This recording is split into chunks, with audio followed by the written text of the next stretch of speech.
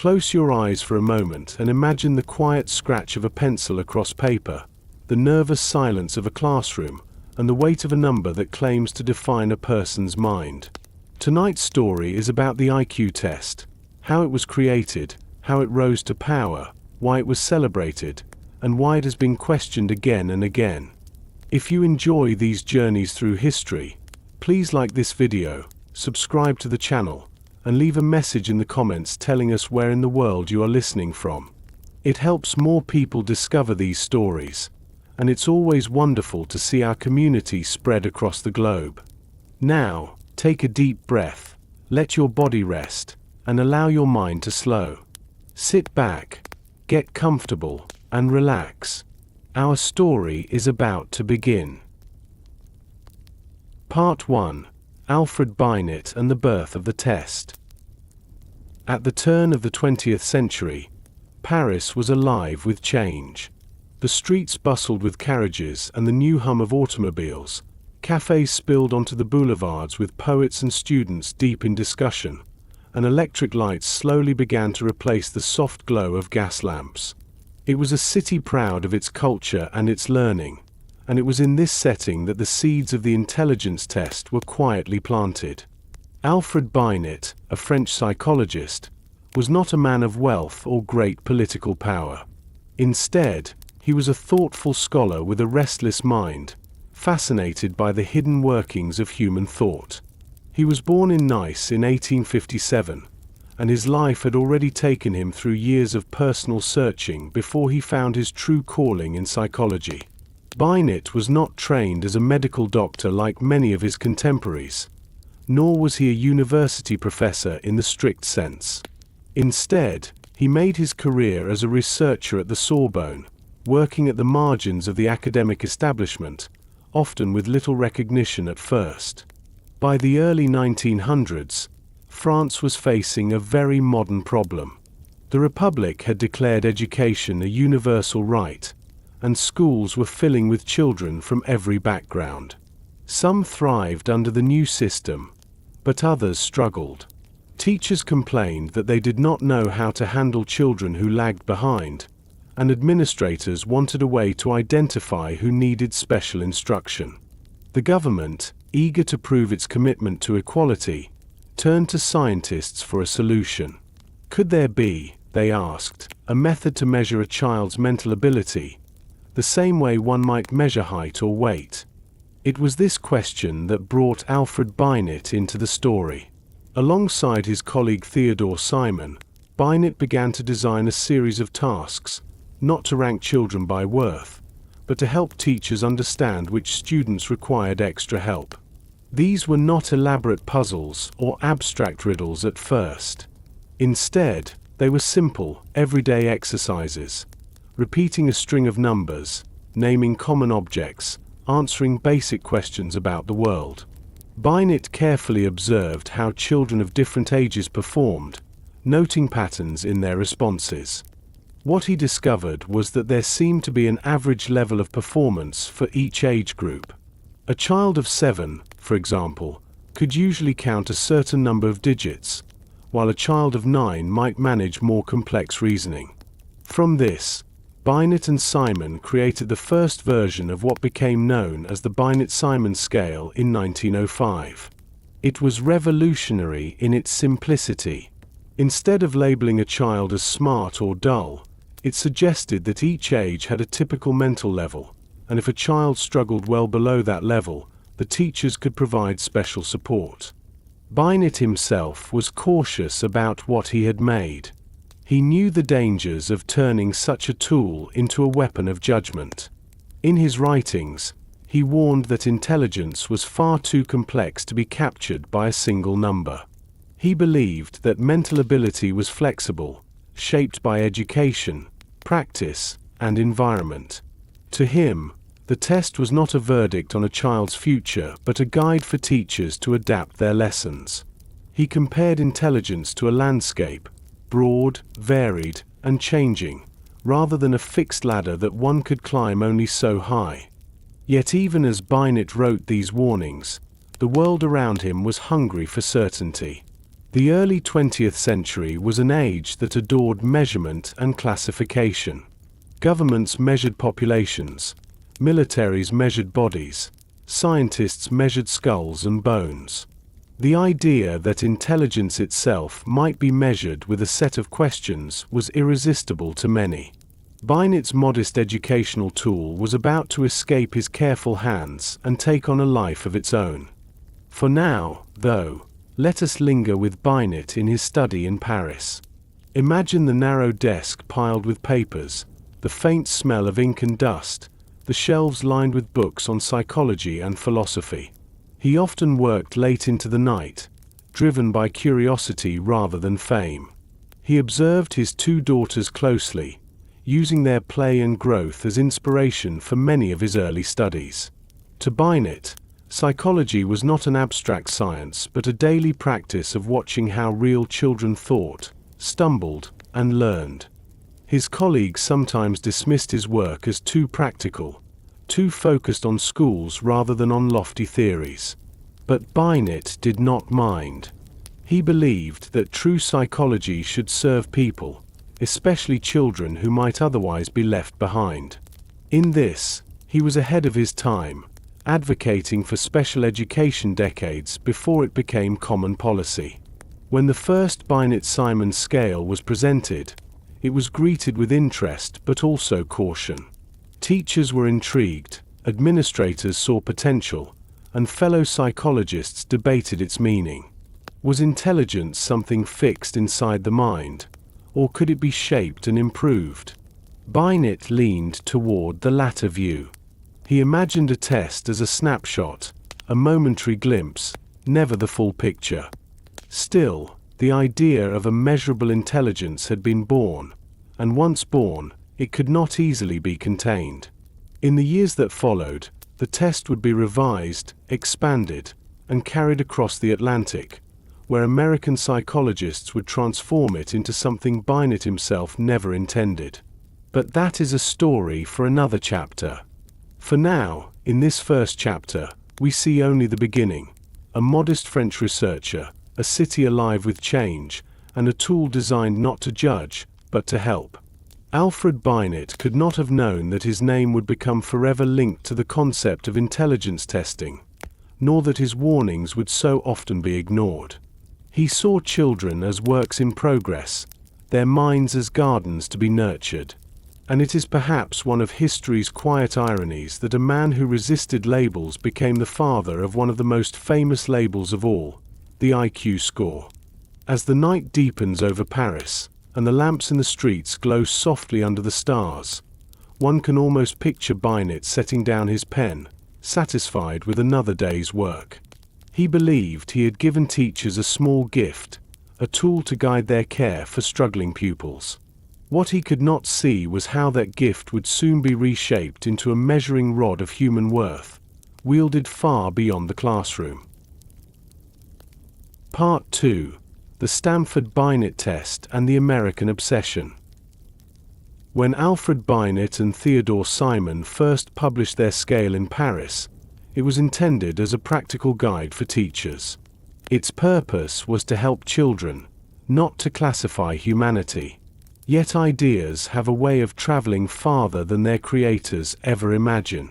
Within a few short years, Binet's modest experiment would cross the Atlantic, landing in the United States at a time when the nation was fascinated by measurement, progress, and the search for order.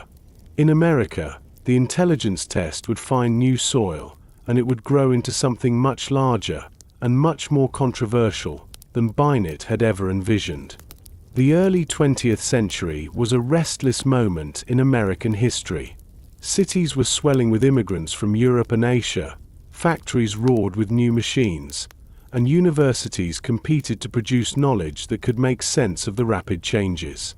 In this climate of innovation, a young psychologist named Louis Terman encountered the work of Binet and saw both its promise and its potential for expansion. Terman was born in Indiana in 1877, the son of farmers. His path carried him west to California, where he would spend much of his career at Stanford University.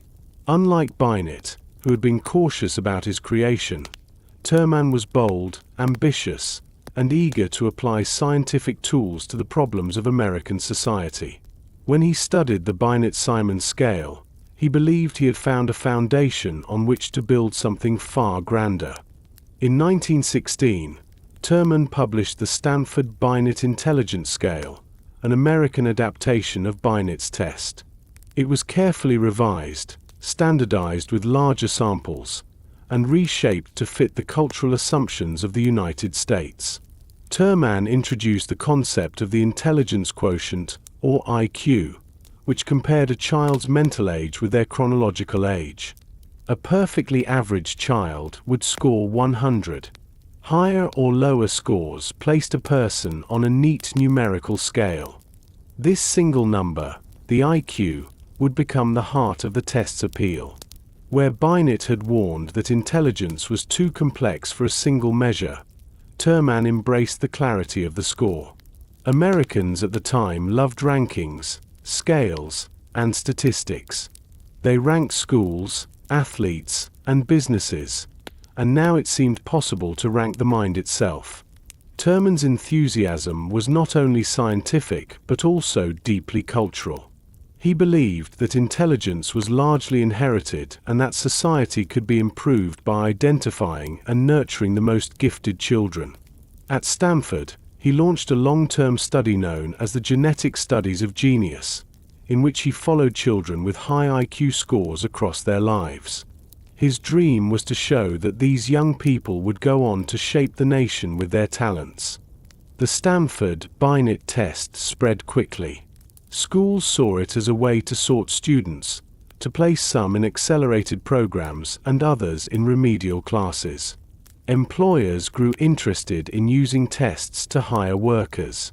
Psychologists celebrated the test as a step toward making their discipline more scientific, more measurable. The allure of a single score that could capture the essence of a person's mind was irresistible. Yet there was another side to this story, one less celebratory and far more troubling. The early 20th century was also the era of eugenics in the United States. Many intellectuals and policymakers believed that society could be perfected by encouraging the reproduction of the fit and discouraging that of the unfit.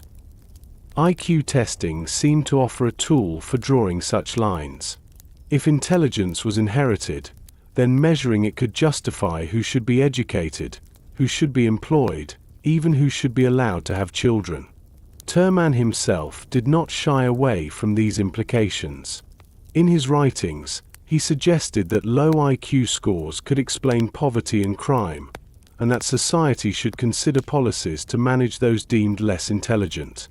Though he saw himself as a reformer, his words helped feed a darker current in American thought, one that reduced people to numbers and used those numbers to rationalize inequality. One of the most dramatic uses of intelligence testing came during World War I. As the United States mobilized millions of young men for the army, psychologists offered their services to help sort recruits. Under the leadership of Robert Yackes and with the influence of Terman, the Army introduced two mass intelligence tests, the Army Alpha for literate soldiers and the Army Beta for those who could not read. Over 1 million men were tested, making this the largest psychological experiment of its time. The results were treated as scientific truth. Newspapers reported that the average American soldier had a mental age of about 13, a claim that shocked the public and fueled debates about education, immigration, and national strength. Immigrant groups often scored lower, not because they were less intelligent, but because the tests were written in English and filled with cultural references unfamiliar to newcomers. Yet these lower scores were cited as evidence that certain nationalities were less suited for citizenship. The Stanford-Binet, through Terman's adaptation, had transformed from a classroom aid into a national instrument of policy.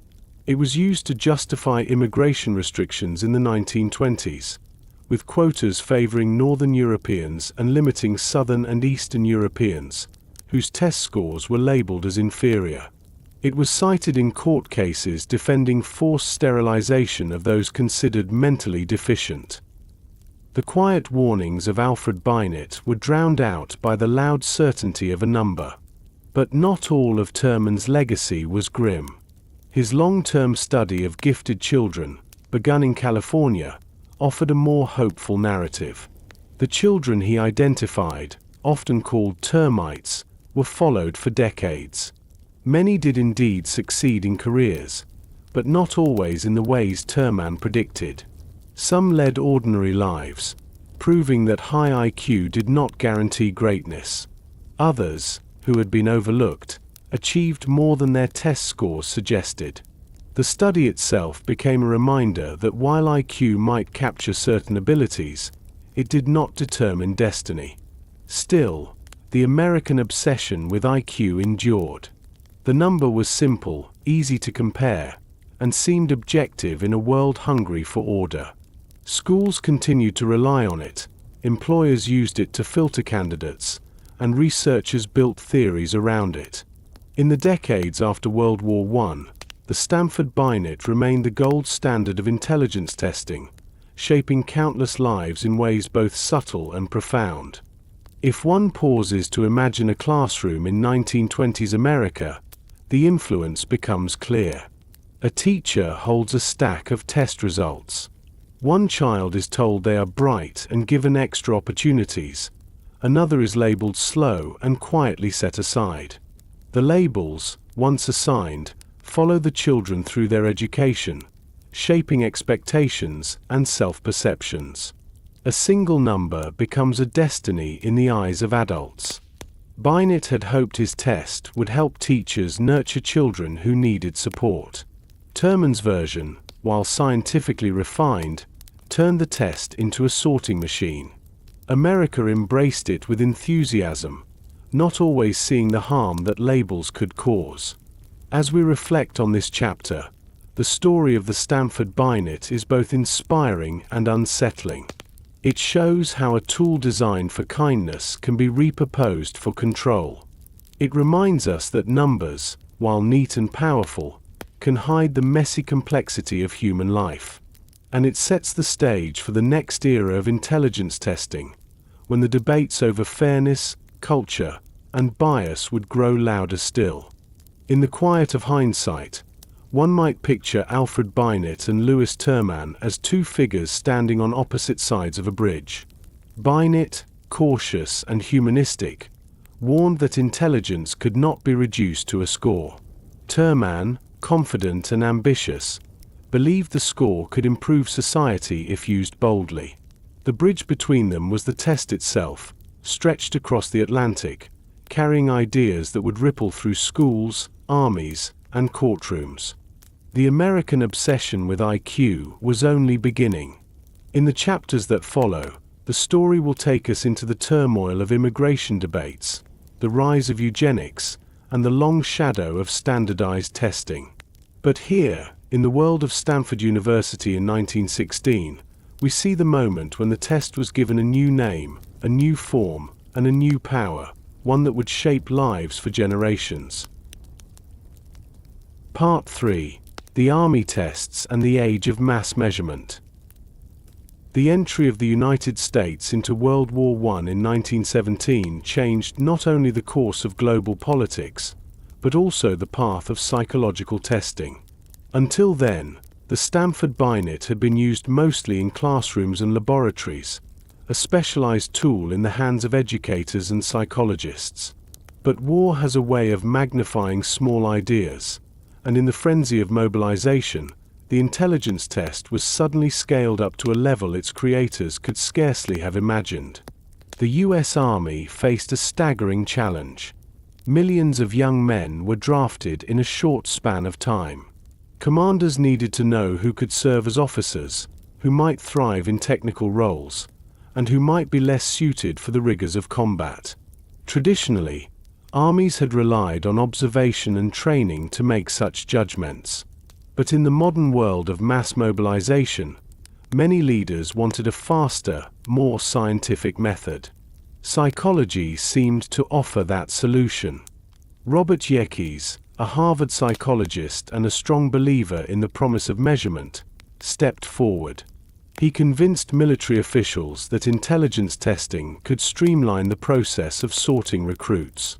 With the support of colleagues like Louis Terman, the Army introduced two large-scale assessments: the Army Alpha, for literate recruits, and the Army Beta, for those who could not read or spoke little English.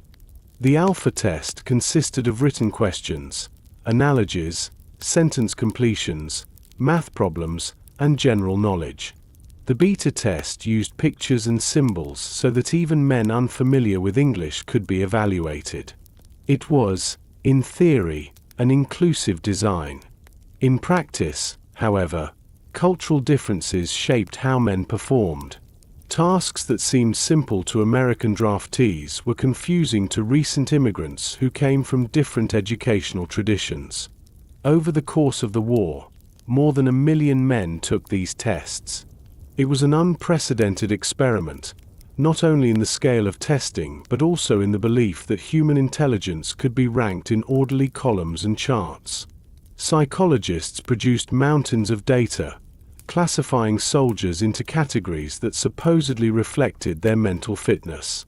The results quickly became a subject of national discussion. Headlines in newspapers announced that the average American soldier had a mental age of about 13 years. Such claims alarmed the public. Could it really be that the nation's youth were barely more advanced than school children? Critics questioned the meaning of these scores, while eugenicists seized upon them to argue that modern society was in decline. Immigrant groups were hit especially hard by the way results were interpreted. Many men from Southern and Eastern Europe scored lower, not because they lacked intelligence, but because the tests were steeped in American cultural references, English words, and assumptions about formal schooling. Yet these scores were taken as evidence that certain ethnic groups were inherently less intelligent. Such conclusions fed directly into debates over immigration. In the years following the war, the Army tests were cited in congressional hearings that led to the Immigration Act of 1924. This law sharply restricted the number of immigrants from regions whose test scores were judged inferior. Psychologists had intended their work as a service to the military, but their findings were used to justify national policy, reshaping the demographic landscape of the United States for decades. The tests also left a lasting imprint on the field of psychology. For many practitioners, the Army experience demonstrated that intelligence testing could be conducted on a massive scale. It gave the discipline a new confidence, a sense that psychology could serve the state as reliably as medicine or engineering. Universities established new programs in psychometrics, and funding flowed toward the refinement of tests. At the same time, the limitations of the Army tests were visible to anyone who looked closely. Many examiners noted that illiteracy, poverty, and cultural unfamiliarity had dragged down scores. Others saw that quick multiple-choice items could not capture the richness of human reasoning. Some even warned that the very act of reducing soldiers to numbers might distort how officers viewed them. But in the rush of war and its aftermath, these cautions were often overlooked. Imagine, for a moment, a recruit at a testing station in 1918. He sits at a long table with dozens of other young men. A sergeant barks instructions while psychologists distribute test booklets. The recruit grips his pencil, unsure of what to expect. Perhaps he is a farmhand from rural Kansas, more comfortable with prose than paper. Or perhaps he is a recent arrival from Italy, his English still halting. The questions seem strange, abstract, disconnected from the world he knows. He answers as best he can, but when the scores are tallied, he is placed in a lower category. That number, cold and impersonal, may shape whether he is trained for leadership or confined to menial tasks. For officers eager to assign roles quickly, the tests seemed like a godsend. They provided neat columns of scores that promised objectivity. But behind every number was a story, a context, a set of life experiences that the test could not capture. The Army experiment also influenced education back home. As soldiers returned and psychologists published their findings, schools grew more interested in adopting large-scale testing. The dream of ranking students, of sorting them efficiently into tracks, seemed validated by the military's use of intelligence tests. Soon, classrooms across the country echoed the Army's approach, with children filling out test sheets that would shape their academic futures. The age of mass measurement had arrived. Testing was no longer a tool for a few researchers.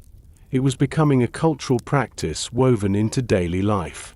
From schools to immigration offices, from the military to industry, the idea that intelligence could be measured and compared gained a powerful hold.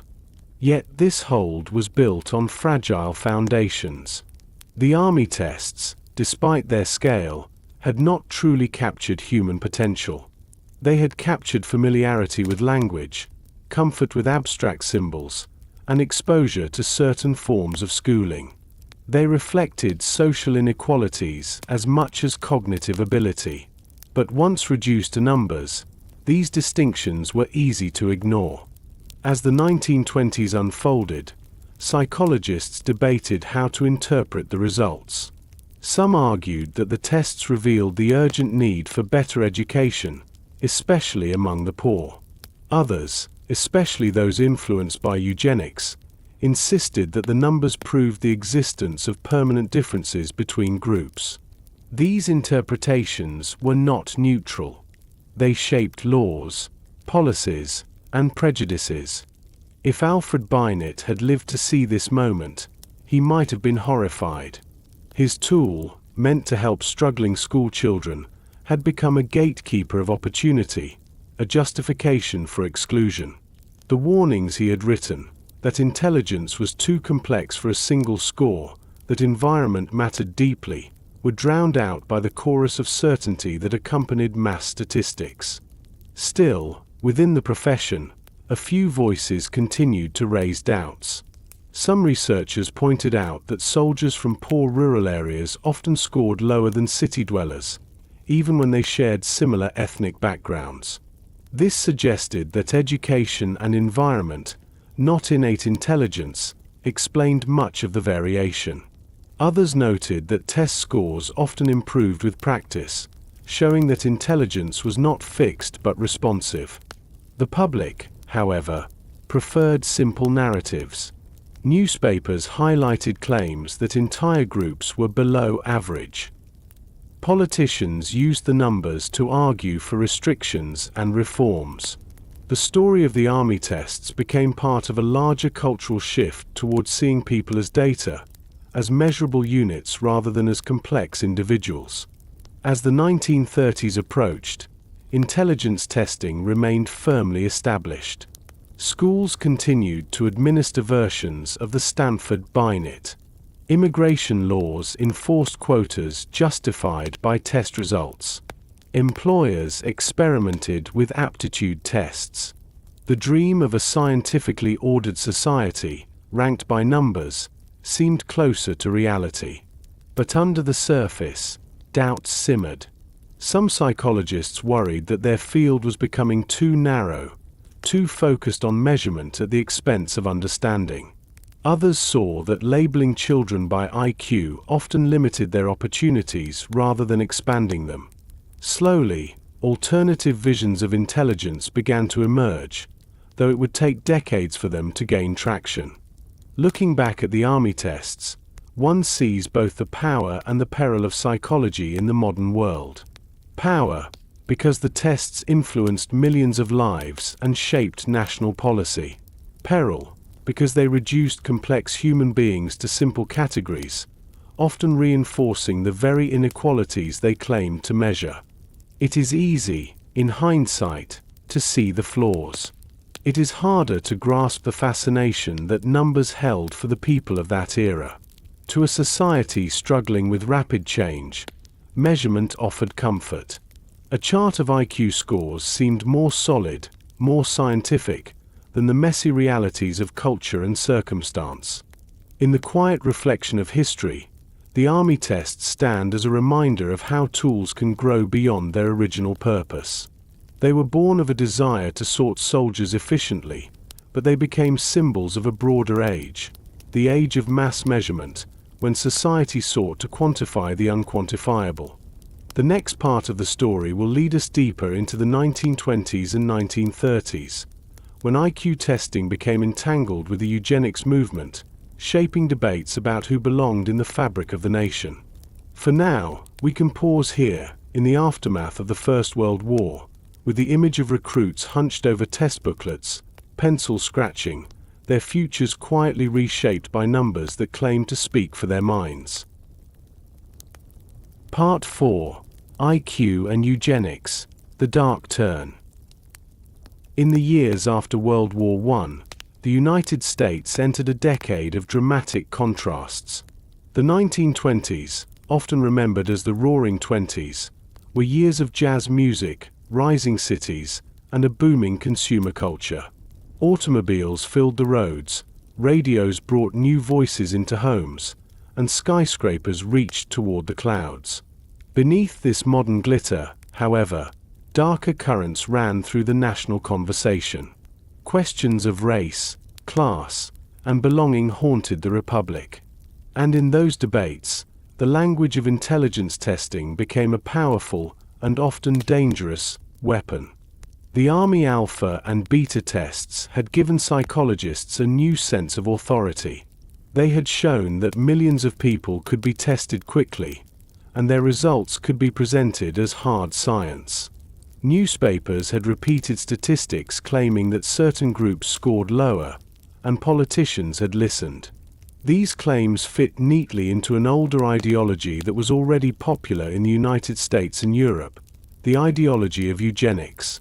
Eugenics, from the Greek meaning well-born, was the belief that human societies could be improved by encouraging the reproduction of those deemed fit, and discouraging or even preventing that of those considered unfit. At first, the movement was framed as progressive science. Its supporters included doctors, educators, and politicians who argued that, just as farmers bred stronger crops and animals, so too could humans be guided toward improvement. In America, eugenics had already taken root before the war. State fairs sometimes held fitter family contests, awarding blue ribbons to those judged the healthiest and most intelligent. Universities taught courses on eugenics as if it were settled science. Wealthy philanthropists funded research that sought to categorize families by their supposed hereditary strengths or weaknesses. The arrival of IQ testing gave eugenicists a new tool. Numbers carried authority. Where earlier judgments about fitness had relied on vague impressions, now there were scores printed neatly in black ink. The Stanford-binet and the Army tests seemed to confirm what eugenicists had long claimed, that intelligence was largely inherited, and that society could be divided into the capable and the incapable. Lewis Terman himself, the architect of the Stanford-binet, was sympathetic to these ideas. In his writings, he suggested that low IQ scores explained why some families remained in poverty or why crime persisted in cities. He believed that intelligence tests could help identify those who should be given opportunities, and those who should not. Though he also devoted time to studying gifted children, celebrating their potential, his views on the feeble-minded, as they were called in the language of the time, helped fuel harsh policies. One of the most chilling outcomes was the rise of compulsory sterilization laws. Beginning in the state of Indiana in 1907, and spreading more widely after World War I, many states passed laws that allowed institutions to sterilize individuals deemed mentally unfit. Psychologists armed with IQ tests often provided the justification. A low score could be presented as evidence that someone should not be allowed to have children. The case of Carrie Buck in Virginia illustrates this turn. Carrie was a young woman institutionalized in the 1920s after being judged feeble-minded. In truth, her story was more tragic and complex. She had been placed in foster care, abused, and later committed after becoming pregnant as a result of assault. Nevertheless, when the state of Virginia sought to sterilize her, psychologists administered an intelligence test and declared that she, her mother, and her infant daughter all belonged to a hereditary line of defectives. The case went to the Supreme Court, where Justice Oliver Wendell Holmes delivered one of the most infamous rulings in American history. In 1927, the court upheld the sterilization, with Holmes writing, "3 generations of imbeciles are enough." With those words, the highest court in the land gave legitimacy to the forced sterilization of thousands. Over the next decades, more than 60,000 Americans, many of them poor, disabled, or from marginalized communities, were sterilized under such laws. IQ scores were often central to these decisions. Eugenics also shaped immigration policy. The Army test results had already raised alarms about the low intelligence of immigrants from Southern and Eastern Europe. Politicians seized on these statistics during debates in Congress. The Immigration Act of 1924, also known as the Johnson-Reed Act, established strict quotas that drastically reduced immigration from Italy, Poland, Russia, and other regions. Northern and Western Europeans, whose groups tended to score higher on culturally biased tests, were favored. The law was celebrated by eugenicists as a triumph of science in protecting the nation's stock. In classrooms, the influence was subtler but no less significant. Children were tested, and their scores often determined their educational tracks. Those labeled gifted were offered advanced opportunities, while those with lower scores were shunted into vocational or remedial programs. Teachers and administrators came to see IQ as a measure of destiny. For many children, especially those from immigrant or poor families, a single number could limit their futures before they even had a chance to prove themselves. It is important to remember that not all psychologists agreed with these uses. Some warned that environment, poverty, and culture played enormous roles in test performance. Others argued that labeling children too early could do lasting harm. Yet their voices were often drowned out by the confidence of those who claimed the numbers spoke for themselves. The cultural impact was profound. Newspapers and magazines published articles explaining the hierarchy of races based on test scores. Cartoons mocked immigrants as slow-witted. Public debates framed intelligence as a matter of bloodlines rather than opportunity. The IQ test, once intended as a humble educational aid, had become a banner for a movement that sought to divide society into the deserving and the undeserving. If one imagines a scene from this era, it might be a classroom in a crowded New York neighborhood. A teacher administers an IQ test to a room full of children, many of whom speak English as their second language. They puzzle over words they have never heard, over references to games or tools unfamiliar to their families. Their scores come back lower than those of children from wealthier, English-speaking households. The teacher, convinced the test is scientific, places them in lower tracks. Decades later, those children may recall the moment when their paths were quietly narrowed by a test that was never meant to judge them so harshly. The 1920s and 1930s were also decades when eugenics reached beyond America. In Britain, Canada, and parts of Scandinavia, sterilization laws were enacted under the same logic. And across the Atlantic in Germany, eugenics found an even darker expression. German scientists and policymakers closely followed American writings on IQ and heredity. By the 1930s, these ideas would merge with Nazi racial ideology, culminating in horrific policies that shocked the world. In this way, the history of the IQ test is entwined with one of the bleakest chapters of modern history. What began in Binet's Paris laboratory as a tool for compassion had been transformed into a justification for exclusion, restriction, and violence. The numbers gave a veneer of scientific legitimacy to prejudices that were already present. And yet, even in this dark turn, the story reveals something important about the nature of measurement. Numbers are not neutral. They are shaped by the questions asked, the assumptions made, and the way results are interpreted. In the 1920s, IQ scores reflected cultural bias, unequal schooling, and poverty. But stripped of context, they were treated as proof of innate worth. The consequences were immense. Families were divided by sterilization. Immigrants were turned away at ports. Children carried labels that shadowed them through life. All of this was done in the name of science, though it was science misapplied, wielded more as a weapon than as a tool of understanding. As the world moved toward another global conflict in the late 1930s, the limitations of eugenics began to show. Critics grew louder, pointing out that many supposed low scorers had gone on to live productive lives, and that giftedness could not always be captured by tests. But by then, the damage had already been done. The shadow of eugenics would linger for generations. Pausing here, one can reflect on the irony. Alfred Binet had explicitly warned against exactly this. He wrote that his scale should never be used to label people permanently, that intelligence was fluid and capable of growth.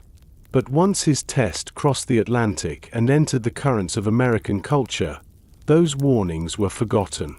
The desire for certainty, for simple answers to complex questions, proved too strong. The chapter of IQ and eugenics is a reminder that science does not exist in isolation. It is always entangled with culture, politics, and power. Numbers can illuminate, but they can also obscure. They can guide compassion, or they can justify cruelty. As the 1930s gave way to the 1940s, the world would see the catastrophic consequences of eugenic thinking on a global scale. The IQ test itself would survive, revised and adapted, but its reputation would be forever marked by its role in this dark turn. For now, in this chapter, we rest in the uneasy atmosphere of the interwar years. Jazz plays in the cities, radios hum with new voices, but behind the music lies a society sorting itself by numbers, convinced that it can measure the worth of its citizens. The test has become more than an exam. It has become a symbol of who belongs and who does not. And that symbol, once unleashed, cannot easily be contained. Part 5. The Rise of the Genius and the Cult of the High IQ. The story of the IQ test, so far, has carried us through its modest beginnings in Paris, its transformation at Stanford, its mass use in the US Army, and its dark entanglement with eugenics. Yet even as IQ scores were being used to exclude and to limit, they were also being celebrated in another way, as the mark of extraordinary talent. Out of the same system that labeled some children deficient came another label, one that promised glory, the title of genius. The 1920s and 1930s were decades of fascination with brilliance. Newspapers eagerly reported stories of child prodigies who played the piano like masters, solved advanced mathematical problems, or spoke several languages before the age of 10. Audiences marveled at the possibility that human potential could reach such dazzling heights. And psychologists like Louis Terman fed this fascination by shifting part of their attention from the feeble-minded to the exceptionally gifted. Terman had long believed that intelligence testing could do more than identify those who struggled. He argued that society wasted much of its potential by neglecting its brightest children. These young people, he claimed, could become the inventors, leaders, and creators of the future if only they were recognized and nurtured. To prove this, in 1921 he launched one of the most ambitious studies in psychology, the genetic studies of genius. The project began by testing thousands of California schoolchildren with the Stanford-binet. From these, Terman selected about 1,500 who scored exceptionally high, typically above 135 IQ, far beyond the average range. These children, who became known as Terman's termites, were to be studied throughout their lives. Terman and his team would track their progress in school, their careers, their families, and their contributions to society. The study quickly captured the public imagination. The very idea of a group of children identified as geniuses stirred excitement and curiosity. Were they different from other children? Did they laugh, play, and struggle like everyone else? Or were they set apart by their brilliance? Reporters and educators followed their progress with fascination. Terman's vision was that these gifted individuals would rise to prominence, proving the value of identifying and supporting high IQ at an early age. And in some ways, his hopes were borne out. Many of the termites did go on to successful careers as doctors, lawyers, professors, and professionals. They were, by and large, healthier, better educated, and more financially secure than their peers. But the story was more complicated than the myth of genius suggested. Few of the termites became household names or towering figures in science or art. They lived, in many ways, comfortable but ordinary lives. Meanwhile, some of the most famous geniuses of the 20th century, people like William Shockley, who co-invented the transistor, or Richard Feynman, the Nobel-winning physicist, were not part of Terman's sample at all. Their early IQ scores had not marked them as exceptional, yet their creativity and achievements changed the world. This paradox raised uncomfortable questions. Was IQ really the mark of genius? Or was genius something larger, less easily captured by a number? The fascination with high IQ nevertheless grew. Popular magazines ran articles asking, "What is your child's IQ?" Schools began to test not only for deficiencies but for giftedness, offering special programs for children with high scores. Parents proudly repeated their children's numbers as if they were proof of destiny. The cultural meaning of IQ shifted in these years. To score very high was not merely to be bright, it was to belong to a special class, a potential elite. Psychologists spoke of genius IQ, typically defined as 140 or above, and this label began to shape how people imagined intelligence itself. The idea of the genius has a long history, of course.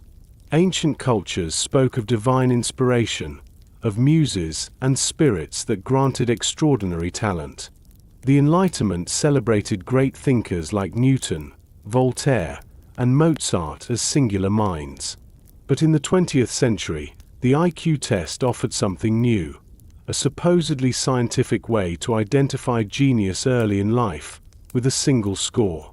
This promise was seductive. In a society increasingly organized around merit and measurement, parents and schools wanted to believe that they could find the next Einstein or the next Edison by administering a test. The story of the gifted child became a staple of American culture, appearing in magazines, novels, and films. Yet, just as with the darker uses of IQ, the celebration of genius carried hidden dangers. Children labeled as gifted often felt immense pressure to live up to expectations. Some thrived, while others struggled with anxiety, perfectionism, or isolation. Those who failed to meet the lofty predictions sometimes felt like disappointments, despite living fulfilling lives. Meanwhile, children who did not score as high were sometimes overlooked, even if they possessed creativity, determination, or talents that did not show up on standardized tests. The cult of the high IQ risked narrowing the definition of human potential to a number, ignoring the many other ways that intelligence and ability can flourish. To picture the atmosphere of the time, imagine a middle-class American family in the 1930s. A child has just been tested at school, and the results arrive in the mail. The parents open the envelope eagerly and see a number far above average. They beam with pride, imagining scholarships, advanced classes, perhaps even fame. They tell their relatives, who marvel at the child's genius. The child, only 10 years old, suddenly feels both special and burdened. For every success, the child is praised as proof of genius. For every failure, the child feels they have let others down. This dynamic, repeated in countless families, illustrates how IQ testing shaped not only policies but personal lives. It carried the power to alter how children saw themselves and how adults treated them. Terman himself devoted decades to following his termites, publishing reports that reinforced the value of identifying giftedness. Yet the broader lesson of his study was more subtle than he perhaps realized. The termites were healthier and more successful on average. Yes, but they were not always extraordinary. Their achievements reflected not only their intelligence but also the opportunities they received, the encouragement they enjoyed, and the cultural value placed on education in their families. In other words, environment mattered profoundly. Genius was not simply a gift of birth measured by a test score.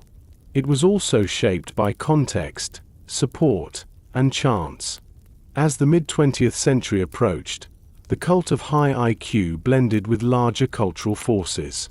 During the Cold War, for example, American leaders feared falling behind in science and technology. The launch of Sputnik by the Soviet Union in 1957 intensified the desire to find and train gifted children who could become the nation's future scientists and engineers. Once again, IQ tests were used to identify talent, and gifted education programs expanded. The image of the child genius became a symbol of national strength. High IQ was not only a personal achievement but a resource for the country, a way to compete on the global stage. Yet the paradox remained. Some of the greatest innovators were not those who scored highest on traditional tests, but those who thought differently, creatively, even rebelliously. The IQ test, for all its precision, could not capture imagination, vision, or the spark of originality that defines true genius. By the mid-century, psychologists began to wrestle with this limitation.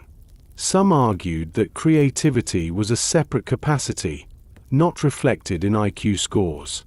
Others proposed theories of multiple intelligences, suggesting that linguistic, musical, spatial, and emotional abilities were just as important as logical reasoning. The very notion of genius began to expand beyond the narrow confines of a number. Still, the cultural fascination with IQ scores never fully disappeared. Even today, online forums and popular media speak of genius IQs, often using the number as shorthand for brilliance. The myth has proven resilient, even as science has grown more cautious. As we close this chapter, the rise of the cult of high IQ reveals another dimension of the test's legacy. It shows how numbers can both inspire and constrain, lifting some children up while placing heavy expectations on their shoulders. It reminds us that while society longs for a way to identify and cultivate genius, the true story of human potential is always more complex, more varied, and more unpredictable than a single score can capture. In the next part of our journey, the focus will shift again, to the recognition that IQ tests, far from being neutral, are deeply shaped by culture. We will explore how bias is woven into the questions themselves, and how entire communities were judged unfairly by tools that never truly measured their worth. For now, we pause in the 1930s and 1940s, in classrooms and living rooms where families proudly repeat their children's scores, in laboratories where psychologists chart the progress of the termites, and in a society that has begun to worship the number as a marker of destiny. The cult of the high IQ is in full bloom, a reminder that the same test used to exclude can also be used to exalt, and that in both cases, the true complexity of human intelligence risks being lost. Part 6. Cultural Bias and the Unequal Test. By the middle of the 20th century, The IQ test had become a familiar presence in schools, universities, and even workplaces. Generations of children had been measured, labeled, and sorted by their scores. Families repeated numbers with pride or with shame. Psychologists published volumes of data comparing groups and averages. Yet beneath the surface of this apparent order, cracks were spreading. Questions grew louder. Did these tests truly measure intelligence, or did they measure something else, something deeply tied to culture, language, and opportunity? The seeds of doubt had been present from the very beginning. Alfred Binet himself had warned that environment mattered. Observers of the Army Alpha and Beta tests in World War I had noted how immigrants, poor recruits, and those unfamiliar with English scored lower, not because of mental incapacity but because the questions assumed a particular cultural background. Still, these warnings were often ignored. For decades, the IQ test was treated as neutral, scientific, and universal. By the 1940s and 1950s, as America faced questions of inequality at home and abroad, the bias of the test became harder to overlook. One of the clearest sources of bias lay in language. Many IQ test items required knowledge of English vocabulary, idioms, and cultural references.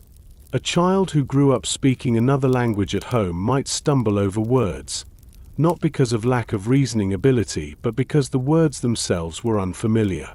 In a classroom in a New York City neighborhood filled with recent immigrants, children sat down with an IQ test written in English. They puzzled over words they had never heard, objects they had never seen, or idioms that meant little in their family's daily conversations. They guessed, or they left the questions blank. Their scores came back lower, and the teacher, believing the test to be objective, concluded they were less intelligent than their peers. What the test had really measured was their distance from mainstream American culture. This pattern repeated across the country. In rural areas, children who had little exposure to the culture of cities sometimes performed poorly on questions about urban life. Minority students often faced tests designed by white, middle-class examiners, filled with assumptions about what was common knowledge. The very construction of the test reflected the worldviews of those who wrote it. Psychologists often defended the IQ test by claiming it was culture-free, especially when they pointed to abstract puzzles, pattern recognition, and number sequences. But even these supposedly neutral items carried subtle biases.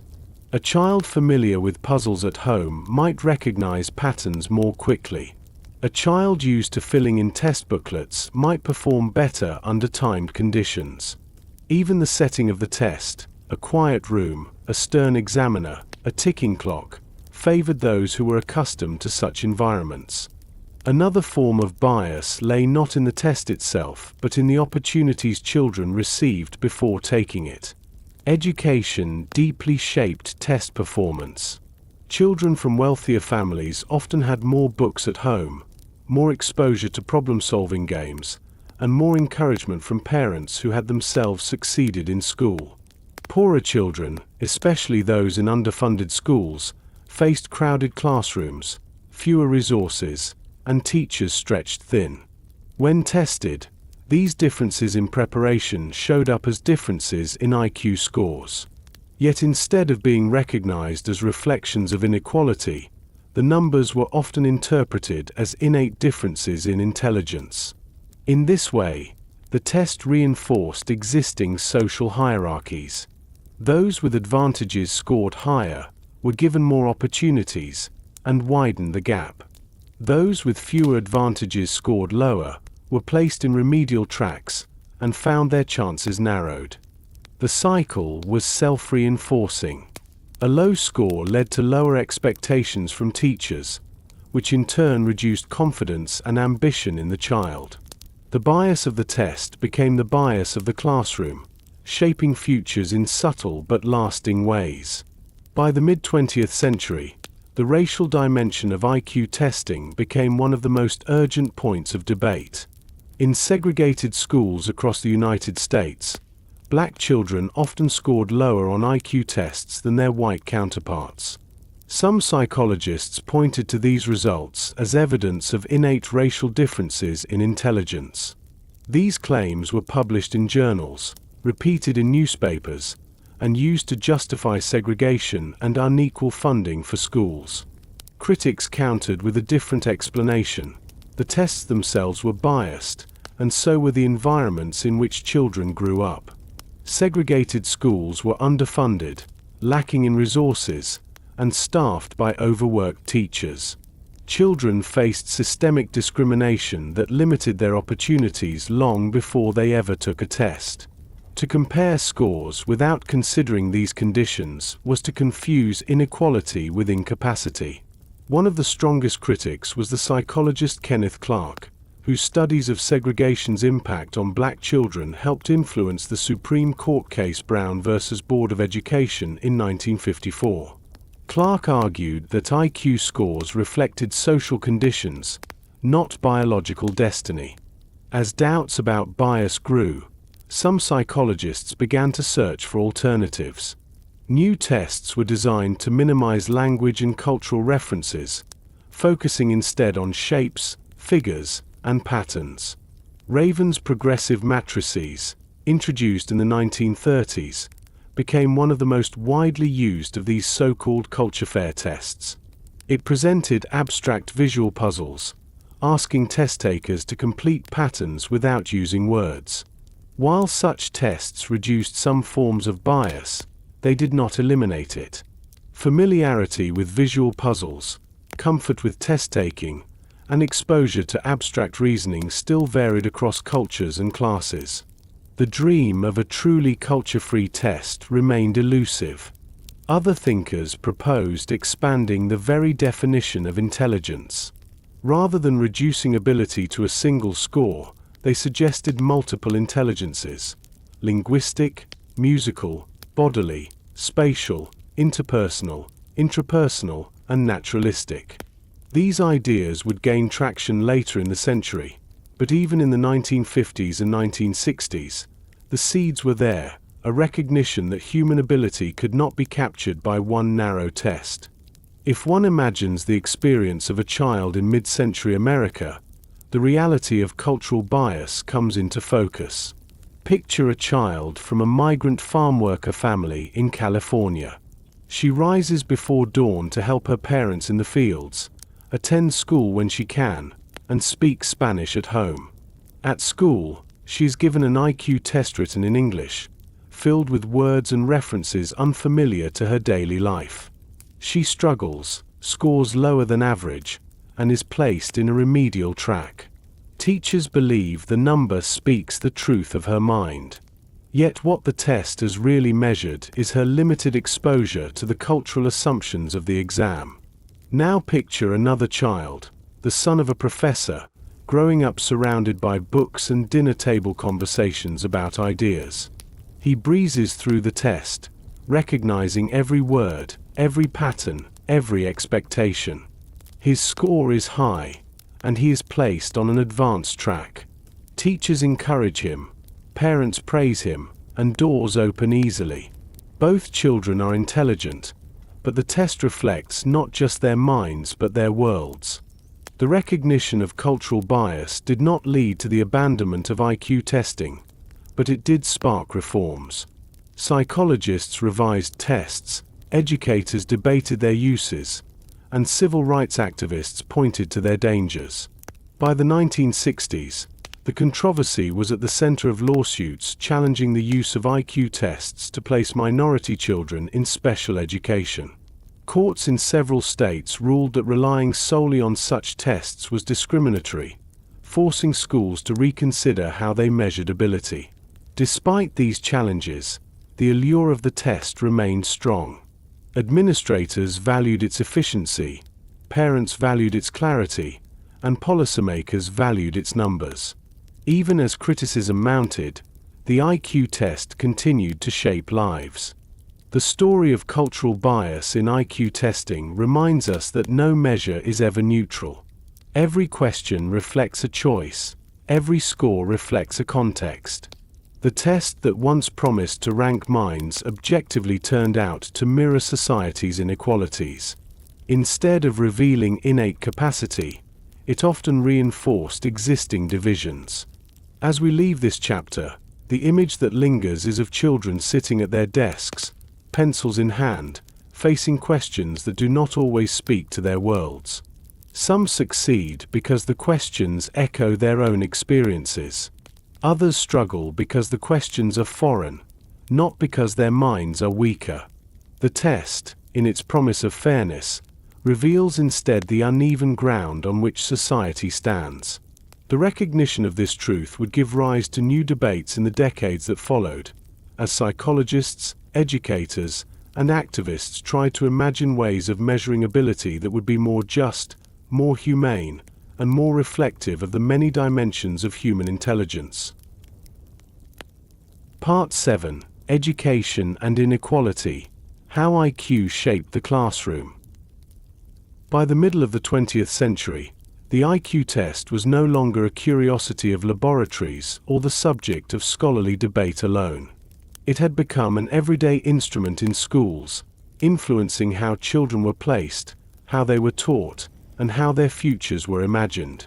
The numbers followed children in ways subtle and obvious, like invisible marks written into their school records, shaping paths that sometimes opened doors and sometimes closed them before a child had even learned to push them.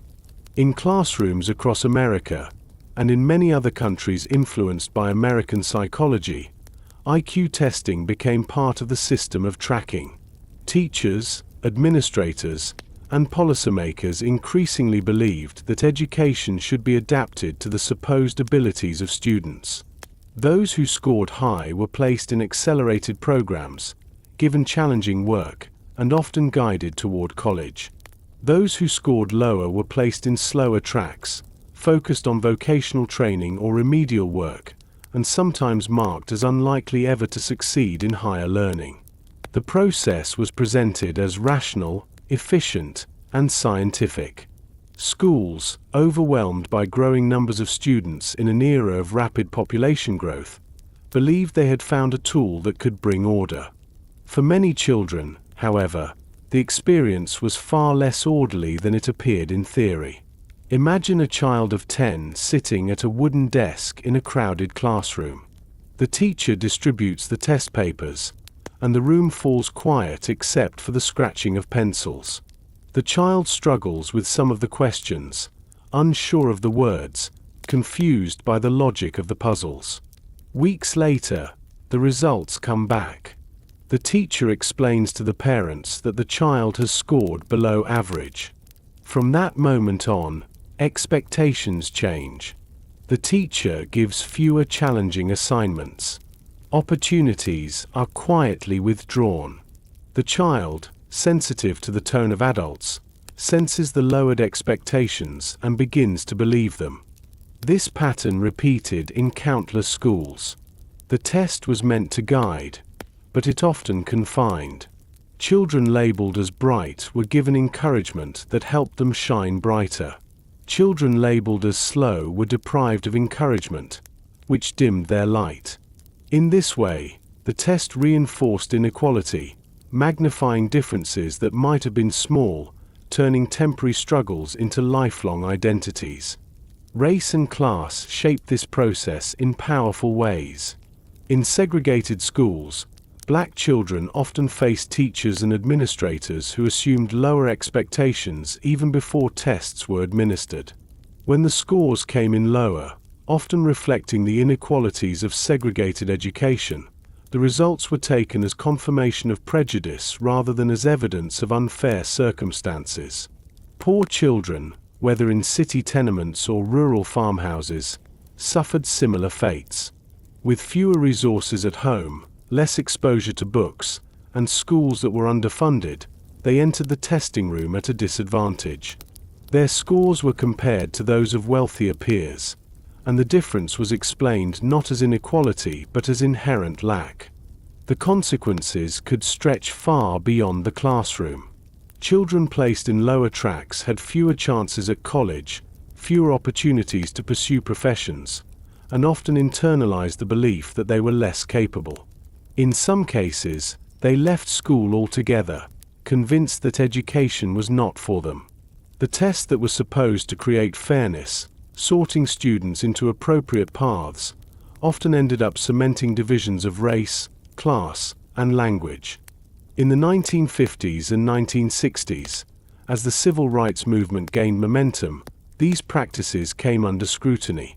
Activists argued that IQ tests were being used as tools of exclusion, particularly in the assignment of minority children to special education classes. In California and other states, lawsuits were filed challenging the use of IQ tests as the sole measure of ability.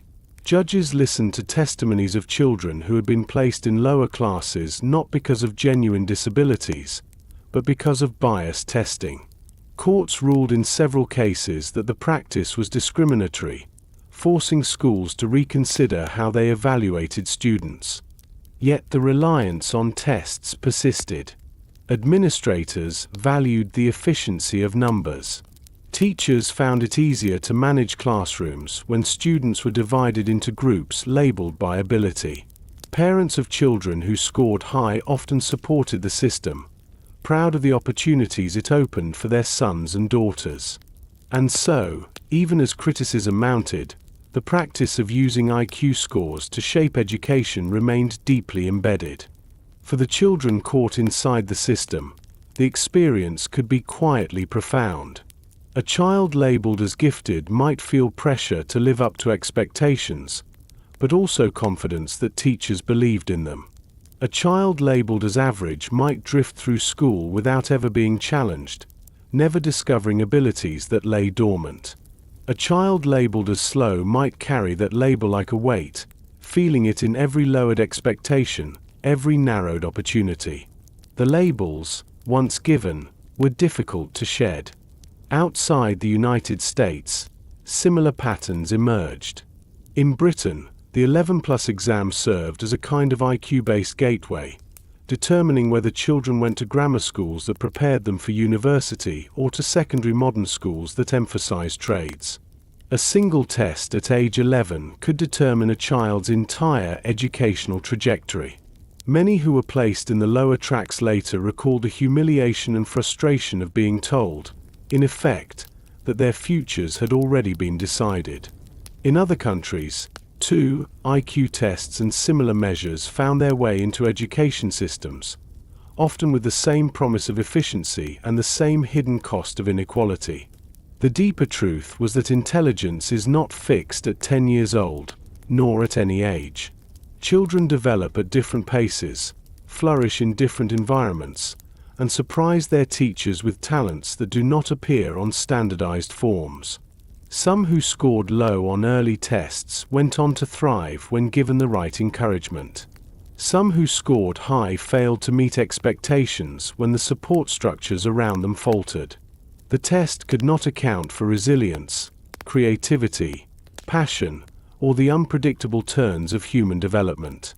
By the late 20th century, more educators and psychologists began to acknowledge these limitations. Theories of multiple intelligences gained traction, arguing that music, movement, empathy, and imagination were as important as logical reasoning. Progressive schools experimented with new ways of assessing children, through portfolios, projects, and observations rather than standardized tests alone. Still, the shadow of IQ testing lingered.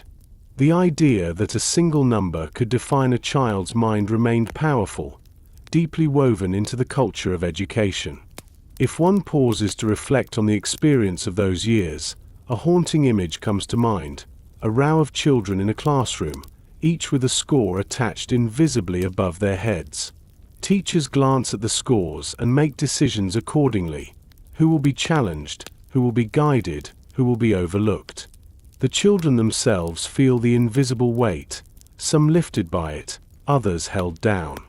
And all of it rests on numbers that pretend to be objective, but are shaped by culture, opportunity, and chance.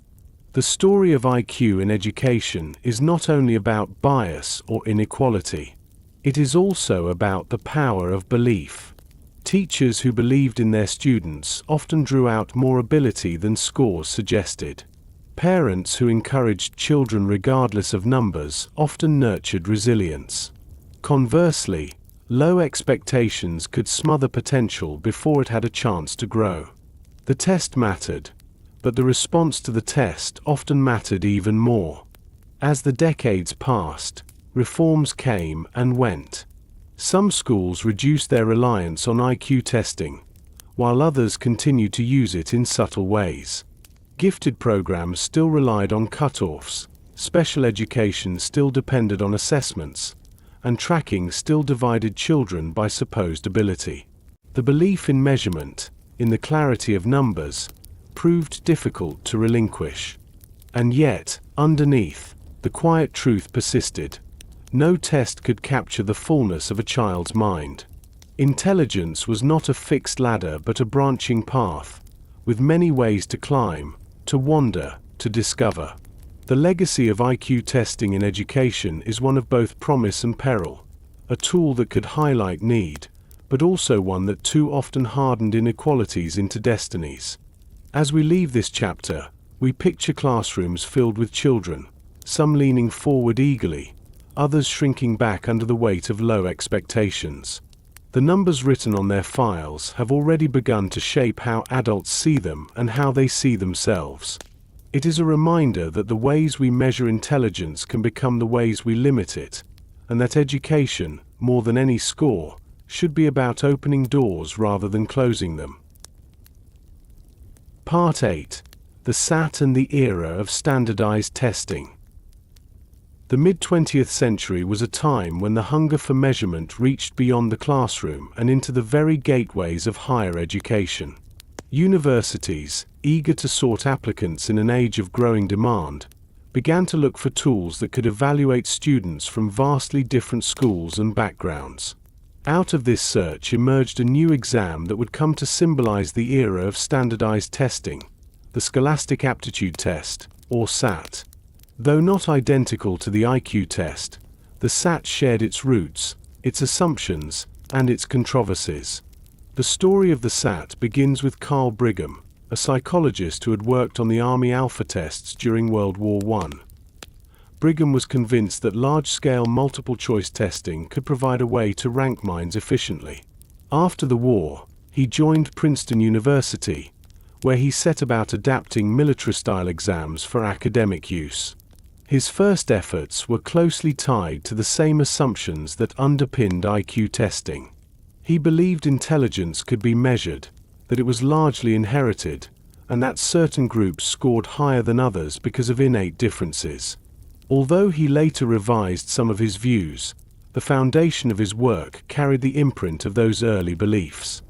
In 1926, the first SAT was administered. It was marketed not as an IQ test but as an aptitude test, supposedly measuring potential rather than knowledge. The questions focused on verbal reasoning, analogies, and mathematics, echoing the style of IQ items while avoiding direct overlap with school curricula. The promise was that the SAT would reveal the hidden ability of students regardless of their backgrounds, leveling the playing field between those who attended elite prep schools and those from modest public schools. The promise was attractive. In the decades that followed, more universities adopted the SAT as part of their admissions process. By the mid-century, it had become a near-universal requirement for college applicants in the United States. Students from every region sat down with sharpened pencils to face rows of multiple-choice bubbles. For many, the test became the single most important number of their young lives, carrying the weight of their futures. Yet the reality of the SAT, like that of the IQ test, was more complex. Far from leveling the playing field, it often reflected and reinforced inequalities. Wealthier students, with access to better schools and tutors, performed better. Students from poor and minority backgrounds often scored lower, not because of lower potential but because the test reflected cultural assumptions, educational opportunities, and familiarity with the exam's format. The dream of a neutral measure of ability proved elusive once again. The experience of taking the SAT became a rite of passage. Picture a high school gymnasium on a Saturday morning in the 1950s. Rows of desks line the floor, each with a sharpened pencil and a thick test booklet. Nervous teenagers file in, their futures pressing on their shoulders. The proctor gives instructions, the clock begins, and the room fills with the sound of pencils moving, erasers rubbing, and papers turning. For hours, the students wrestle with analogies, number problems, and reading passages. When it is over, they leave exhausted, carrying the uneasy knowledge that a score soon to arrive in the mail could determine whether they entered their dream university or were turned away. The SAT reshaped American education in profound ways. High schools adapted curricula to prepare students for the test. Families invested time and money in coaching and practice. Students began to see themselves through the lens of their scores, as if a three-digit number could summarize their worth. For some, the SAT opened doors, giving them access to colleges that might never have considered them otherwise. For others, it closed doors, branding them as unqualified despite their talents. The cultural authority of the SAT echoed that of the IQ test. Newspapers published national averages, comparing states and regions. Politicians and educators cited scores as evidence of progress or decline. The test became not only a gateway to college but a measure of the nation's academic health. Its numbers, like IQ scores before them, were treated as hard facts, despite the many ways they reflected context and circumstance. Criticism was never absent. From the beginning, some educators warned that the SAT was biased toward white, middle-class students, that its verbal questions relied on cultural references unfamiliar to many, and that its format favored those with test-taking experience. By the 1960s and 1970s, as the civil rights movement and demands for equality in education grew louder, these criticisms became harder to ignore. Studies showed that test preparation, coaching, practice, and familiarity could significantly raise scores, suggesting that the SAT measured not just aptitude but also access to resources. The very name of the test shifted over time as administrators tried to respond to these concerns. Originally called the Scholastic Aptitude Test, it was later renamed the Scholastic Assessment Test, and eventually simply the SAT, with the initials standing alone. The changes reflected an unease with the claim that the exam measured innate ability. Yet the cultural power of the SAT endured. Year after year, millions of students continued to sit for it, and universities continued to rely on it as a central criterion of admission. The SAT also influenced education beyond college admissions. In schools, the emphasis on standardized testing grew. Teachers were judged by their student scores, schools were ranked, and policymakers made funding decisions based on numbers. The belief that learning and intelligence could be captured by tests became deeply embedded in the system. Children grew up in a world where filling in bubbles on standardized forms was as central to their education as reading or arithmetic. The psychological effects were profound. Many students learned to define themselves by their scores. A high score could give confidence, fueling ambition and pride. A low score could bring shame, discouragement, and self-doubt. Some students excelled in creative fields, athletics, or social leadership but found these talents invisible to the test. Others who had practiced diligently could earn high scores yet struggle in real classrooms. Once again, the limits of measurement became clear. To sit with the history of the SAT is to see both its promise and its burden.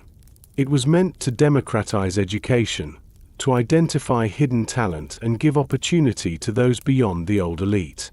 In some cases, it succeeded, opening doors for students from rural towns or modest families. But it also magnified inequality, rewarding those who already had advantages and punishing those who did not. It became another chapter in the story of how numbers, presented as neutral, could shape lives in ways that were anything but neutral.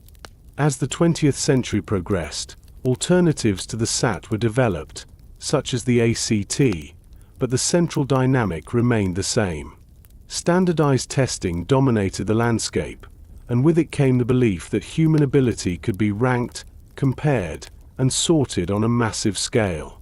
The legacy of IQ testing lived on, reshaped into new forms but carrying the same assumptions and the same risks. As we close this chapter, we picture again the rows of students in a high school gym, each bent over a test booklet, each carrying hopes and fears. The numbers they receive will follow them for years, shaping where they go, how others see them, and how they see themselves. The SAT is not identical to the IQ test, but it carries its spirit, its controversies, and its power. It is a reminder that the tools we create to measure ability can end up measuring inequality just as much, and that behind every score lies a story far more complex than numbers can tell. Part 9. The Multiple Intelligences Movement. By the late 20th century, doubts about the supremacy of IQ had grown too loud to ignore. For decades, numbers had been used to sort students, to admit or exclude applicants, to label children as bright or slow. The promise of fairness had often been betrayed by the reality of bias and inequality. Teachers had watched children with enormous talents fail to shine on standardized tests, while others with high scores struggled in real-world situations. Parents had seen how a single number could define their sons and daughters, sometimes unfairly, sometimes cruelly. Psychologists, too, began to question whether intelligence could really be captured in one narrow measure. Out of this questioning arose a new vision that would challenge the dominance of IQ and reshape the way people thought about human potential, the movement of multiple intelligences. The idea is most often associated with Howard Gardner, a developmental psychologist at Harvard University. In 1983, Gardner published a book called Frames of Mind, in which he argued that intelligence is not a single general ability but a collection of distinct capacities. He proposed that humans possess multiple intelligences, each representing a different way of processing information, solving problems, and creating meaning. The traditional IQ test, Gardner argued, captured only a fraction of this spectrum. Gardner's theory described at least 7 intelligences at first: linguistic, logical mathematical, spatial, musical, bodily kinesthetic, interpersonal, and intrapersonal. Later, he suggested naturalistic intelligence as another dimension, and he left open the possibility that more could exist. The theory resonated immediately because it reflected what teachers, parents, and ordinary people had long observed. A child who struggled with math could still be a gifted musician. Another who fumbled in reading could have extraordinary athletic coordination. Someone who disliked school might nevertheless be deeply empathetic, skilled at reading emotions and working with others. The richness of human ability could not be reduced to a number on a test form. For educators, the appeal was powerful. Classrooms had long been organized around reading and math, the very areas most emphasized by IQ testing. Gardner's framework gave legitimacy to the idea that schools should nurture different talents. In some places, teachers redesigned lessons to incorporate music, art, movement, and collaboration. They encouraged children to express understanding through drawings, performances, or group projects rather than through multiple-choice answers alone. To picture the shift, imagine a classroom in the late 1980s where a teacher has embraced Gardner's ideas. Instead of rows of desks and silent tests, the room buzzes with activity. In one corner, children use blocks to build models of historical buildings, exploring spatial intelligence. In another, they act out scenes from a play, using bodily kinesthetic and linguistic intelligences. A group sits quietly with instruments, composing a short tune to express the theme of a story they've read. The teacher moves among them, observing, guiding, and reminding them that each form of intelligence is valuable. For the children, the experience is liberating. They discover that their talents can be seen and celebrated, even if they do not shine in the narrow beam of traditional testing. The multiple intelligences movement spread rapidly through education, not only in the United States but around the world. Schools adopted the language of Gardner's theory, parents embraced it, and publishers created textbooks and curricula based on it. For many, it felt like a revolution, a release from the tyranny of the single score. Of course, critics emerged as well. Some psychologists argued that Gardner's intelligences were not truly separate but simply different expressions of general cognitive ability. They questioned whether his categories could be measured rigorously, whether they met the scientific definition of intelligence. Gardner himself resisted turning his theory into another form of testing. He insisted that the point was not to create new scales but to broaden the way we think about human ability. Still, the debates continued, with some accusing the theory of being too vague and others defending it as a much-needed corrective to the narrowness of IQ. What made the idea so enduring was not just its scientific claims but its cultural and emotional appeal. People recognized themselves in the theory. A musician who had once been told they were not intelligent because of poor test scores could now say they had a different kind of intelligence. An athlete, an artist, or a counselor could see their talents validated. Parents of children who struggled with traditional subjects found comfort in knowing their children's gifts mattered too. The language of multiple intelligences gave dignity to abilities long overlooked. The theory also reflected broader changes in society. The late 20th century was an era of questioning authority, of challenging rigid systems. Education reformers sought to humanize schools, to make learning more inclusive. Business leaders began to prize creativity, teamwork, and communication, skills not captured by IQ tests. Emotional intelligence, a concept popularized in the 1990s, became another piece of the puzzle, suggesting that success in life often depended more on empathy, self-control, and social skills than on raw cognitive ability. Gardner's framework fit neatly into this climate, offering a vision of intelligence that was diverse, democratic, and humane. If one looks back at the arc of the IQ test, the rise of multiple intelligences appears as both a challenge and a liberation. The IQ test promised clarity but often brought constraint. Multiple intelligences embraced complexity, reflecting the variety of human life. The IQ test sorted children into tracks. Multiple intelligences encouraged teachers to open doors in many directions. The IQ test claimed to measure potential with a number. Multiple intelligences suggested that potential was multifaceted, unfolding in many ways. Yet the two were not entirely separate. Even as schools experimented with Gardner's ideas, universities and employers continued to rely on standardized testing. The SAT, the ACT, and IQ tests remained powerful gatekeepers. The language of multiple intelligences enriched classrooms and conversations, but the reality of scores still determined futures. The tension between measurement and recognition, between numbers and narratives, remained unresolved. It is worth imagining a child in this era, perhaps in the 1990s, growing up in a school inspired by Gardner's work. The child is not strong in reading but has a remarkable ability to understand people's emotions. Teachers praise this gift, calling it interpersonal intelligence. The child feels valued, encouraged, and confident. But when the time comes to apply for college, standardized tests loom. The SAT does not measure empathy. It measures vocabulary and math.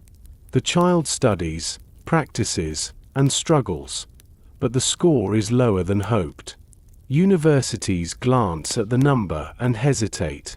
In the end, the recognition of multiple intelligences in the classroom does not fully shield the child from the weight of traditional testing.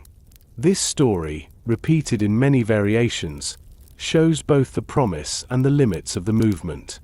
Still, the cultural impact of multiple intelligences was lasting. It shifted how people spoke about ability. It broadened the definition of what it meant to be smart.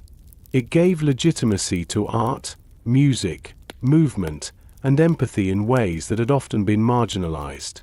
Even critics who questioned its scientific rigor admitted that the theory had changed conversations, making society more aware of the diversity of talents. The larger lesson of the multiple intelligences movement is that intelligence is not a single mountain to be climbed, with a peak reserved for the few. It is more like a landscape of hills, valleys, and paths, each offering different vistas and possibilities. Some climb steep peaks of logical reasoning. Others wander through the rich fields of art and music.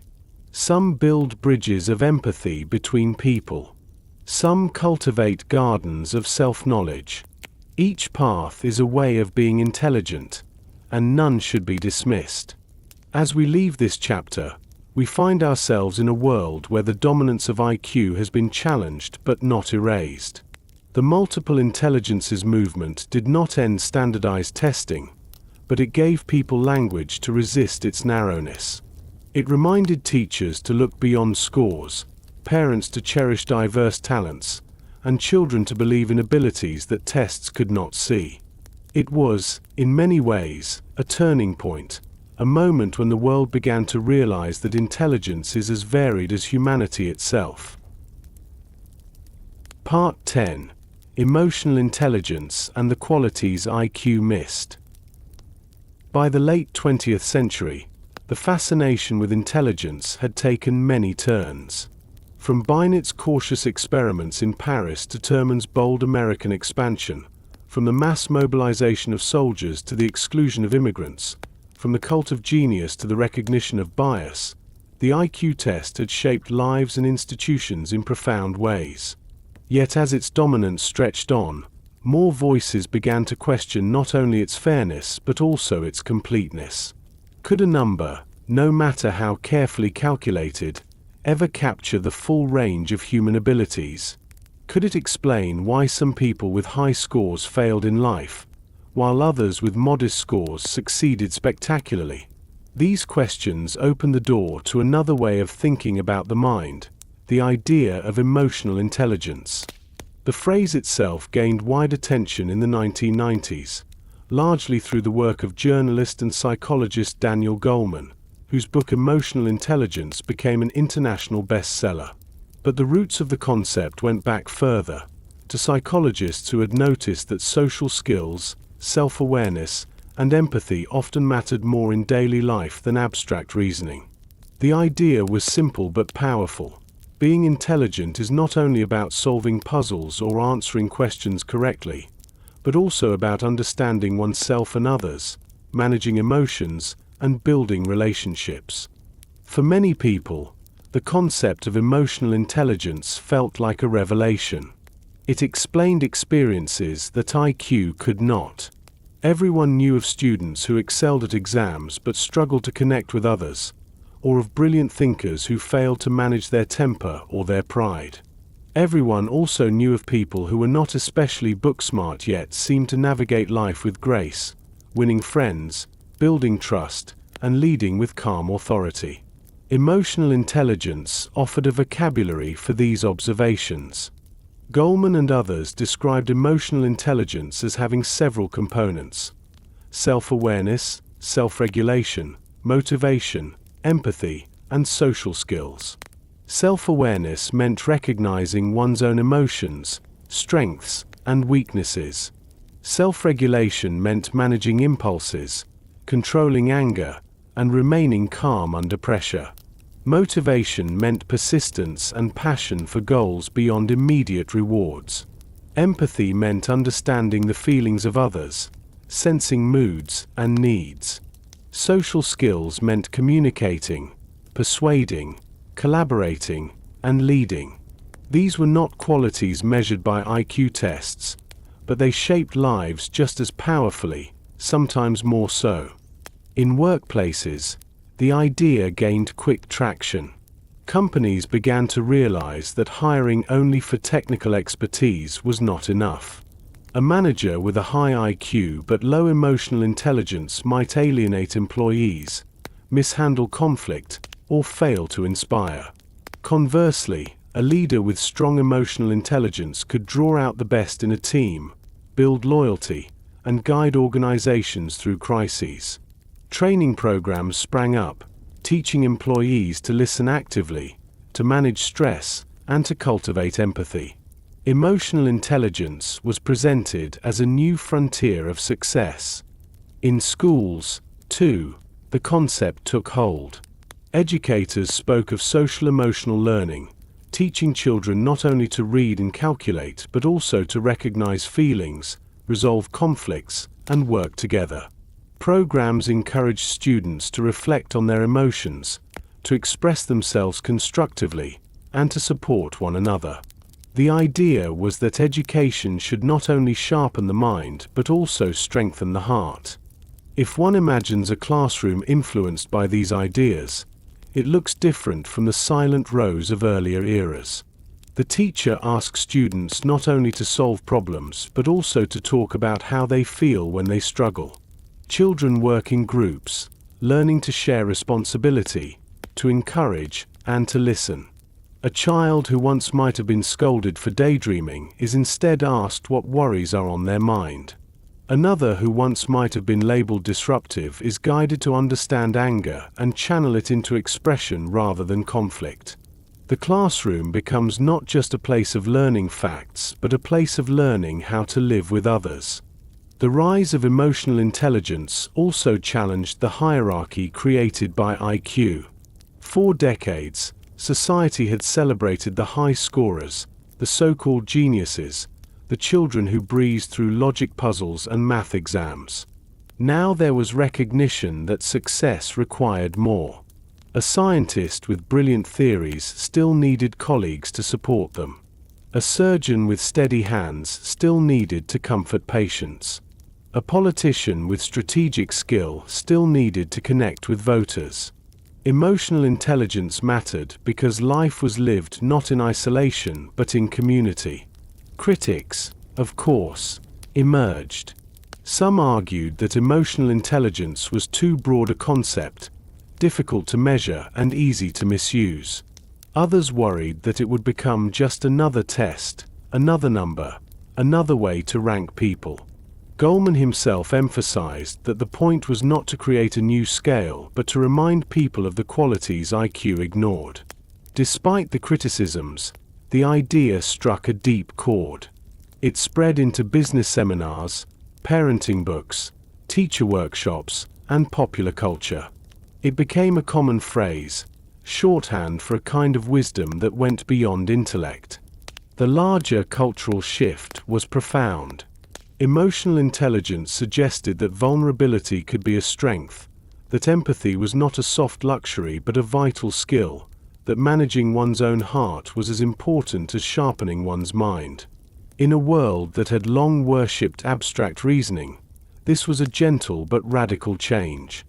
Consider the story of two young people leaving school. One scored high on every test, earning top marks and dazzling teachers with sharp answers.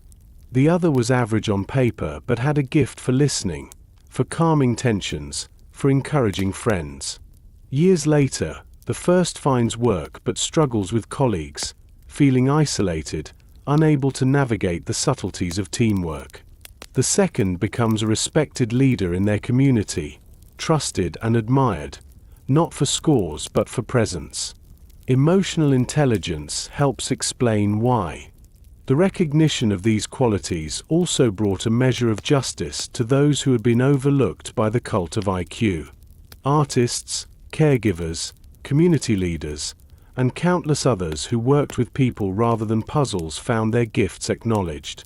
Success was no longer imagined only as the triumph of logic, but as the harmony of intellect and emotion. In reflecting on this movement, one sees not a rejection of intelligence but an expansion of it. Emotional intelligence did not deny the value of reasoning or memory. It added the reminder that reasoning without empathy, memory without self-awareness, could be hollow. It was a call to see the human mind not as a machine for solving problems but as a living, feeling presence in a world of other living, feeling presences. As the century drew to a close, the story of intelligence had grown richer and more complex. IQ remained, still powerful in schools and institutions. Multiple intelligences broadened the definition of ability. Emotional intelligence reminded the world of qualities long overlooked. Together, they painted a picture of humanity far more nuanced than any single number could convey. And so, as we pause in this chapter, the image that lingers is of a person not alone at a desk filling out a test form, but sitting with another, listening, understanding, responding with kindness. The measure of intelligence is not only in the puzzles we solve, but in the lives we touch, the conflicts we ease, and the empathy we extend. The test, for all its influence, could not capture this. Emotional intelligence could not be reduced to bubbles on a page. It was lived in gestures, in words, in silences. It was measured not in numbers but in connections. Part 11. Famous Controversies and the Battle over IQ. As the 20th century moved into its final decades, the debate over intelligence did not grow quieter. If anything, it became louder, more public, and more divisive. For nearly a century, IQ tests had been used to sort children, to guide armies, to influence immigration, and to shape schools. By now, their influence was woven deeply into institutions. Yet questions remained unresolved. Did IQ really measure innate ability?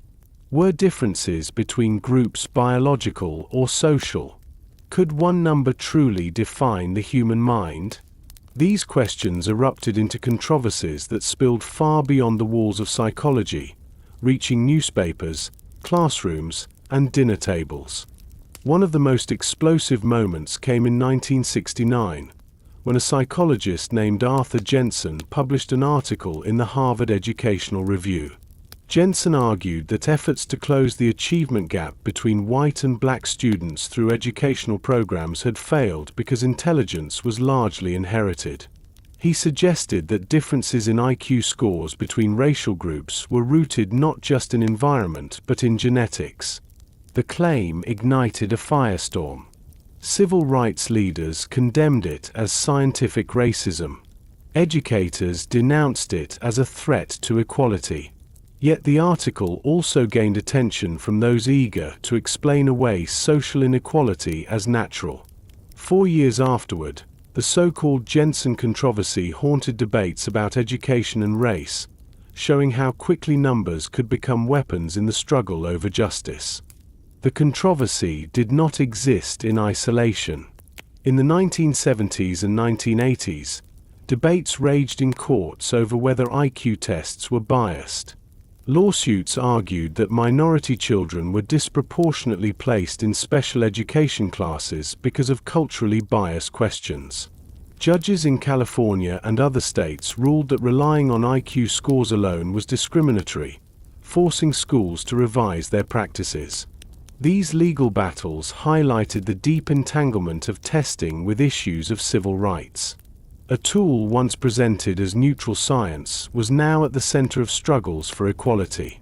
In 1994, the debate reached another boiling point with the publication of The Bell Curve, a book by Richard Herrnstein and Charles Murray. The authors argued that IQ was a strong predictor of success in life, from income to employment to crime rates. They claimed that intelligence was largely inherited, and they presented data suggesting that racial differences in IQ scores explained persistent inequalities in society. The book became a bestseller, praised by some as courageous truth-telling and condemned by others as a revival of discredited ideas. Critics pointed out that the authors had drawn on data funded by organizations with ties to eugenics, that they had ignored evidence of cultural bias, and that they had presented correlation as causation. The controversy was fierce, with scholars, journalists, and activists weighing in. Universities held debates, magazines published rebuttals, and public figures rushed to declare their positions. The uproar around the bell curve revealed not only the power of the IQ debate but also the persistence of old patterns. Once again, test scores were being used to explain inequality as natural rather than social. Once again, the complexity of intelligence was being reduced to a single number. And once again, critics had to remind the world that context, opportunity, and culture mattered. It is important to recognize that the controversy was not only about data but also about values. Behind the arguments lay deeper questions about what kind of society people wanted. If intelligence were treated as fixed and inherited, then inequality could be justified as inevitable. If intelligence was seen as shaped by environment, then society bore responsibility for creating conditions where everyone could thrive. The debate over IQ was, in many ways, a debate over fairness, opportunity, and justice. Beyond race, controversies also swirled around the meaning of high IQ. Some argued that the gifted were neglected, that society failed to nurture its brightest minds. Others worried that labeling children as geniuses created pressure and division. The same number that placed some children in gifted programs placed others in remedial ones, and both labels could distort self-understanding. Psychologists debated whether IQ was destiny or only one factor among many. Employers wondered whether test scores truly predicted performance. Parents worried about the weight of numbers on their children's futures. The scientific community itself was divided. Some researchers defended IQ as one of the most reliable measures in psychology, noting that scores correlated with academic achievement and certain job performances. Others countered that correlation was not destiny, that many other qualities mattered, and that the test was blind to creativity, resilience, empathy, and imagination. The arguments grew heated, with studies, counter-studies, and reanalyses filling journals. For the public, the controversies often appeared as headlines without nuance. A newspaper might declare that intelligence was mostly genetic, while another declared that IQ was hopelessly biased. Readers were left caught between competing claims, unsure whom to believe. The debate became not only scientific but political, shaped by ideology as much as by evidence. Imagine a family in the 1990s, reading about the bell curve in a magazine. The parents worry about their children, who will soon face standardized tests. They wonder if the scores will shape opportunities, if the numbers will reflect their children's true abilities or simply their backgrounds. They wonder if society sees their children as individuals or as statistics. Around the dinner table, they discuss whether intelligence can ever be reduced to a number, and whether their children's futures should depend on such measures. The controversies also revealed the emotional weight carried by the IQ debate. For those whose communities had long been marginalized, claims of genetic inferiority were not abstract arguments but lived threats, echoing the justifications once used for segregation and exclusion. For those who believed deeply in meritocracy, IQ offered a way to explain why some succeeded and others did not. The clash was not only about facts but about identity, dignity, and hope. Despite the intensity of these battles, one truth emerged more clearly with each passing decade. IQ alone could not explain the complexity of human life. People with high scores sometimes floundered. People with modest scores often excelled. Entire communities dismissed as less intelligent built rich cultures, led movements, and achieved breakthroughs.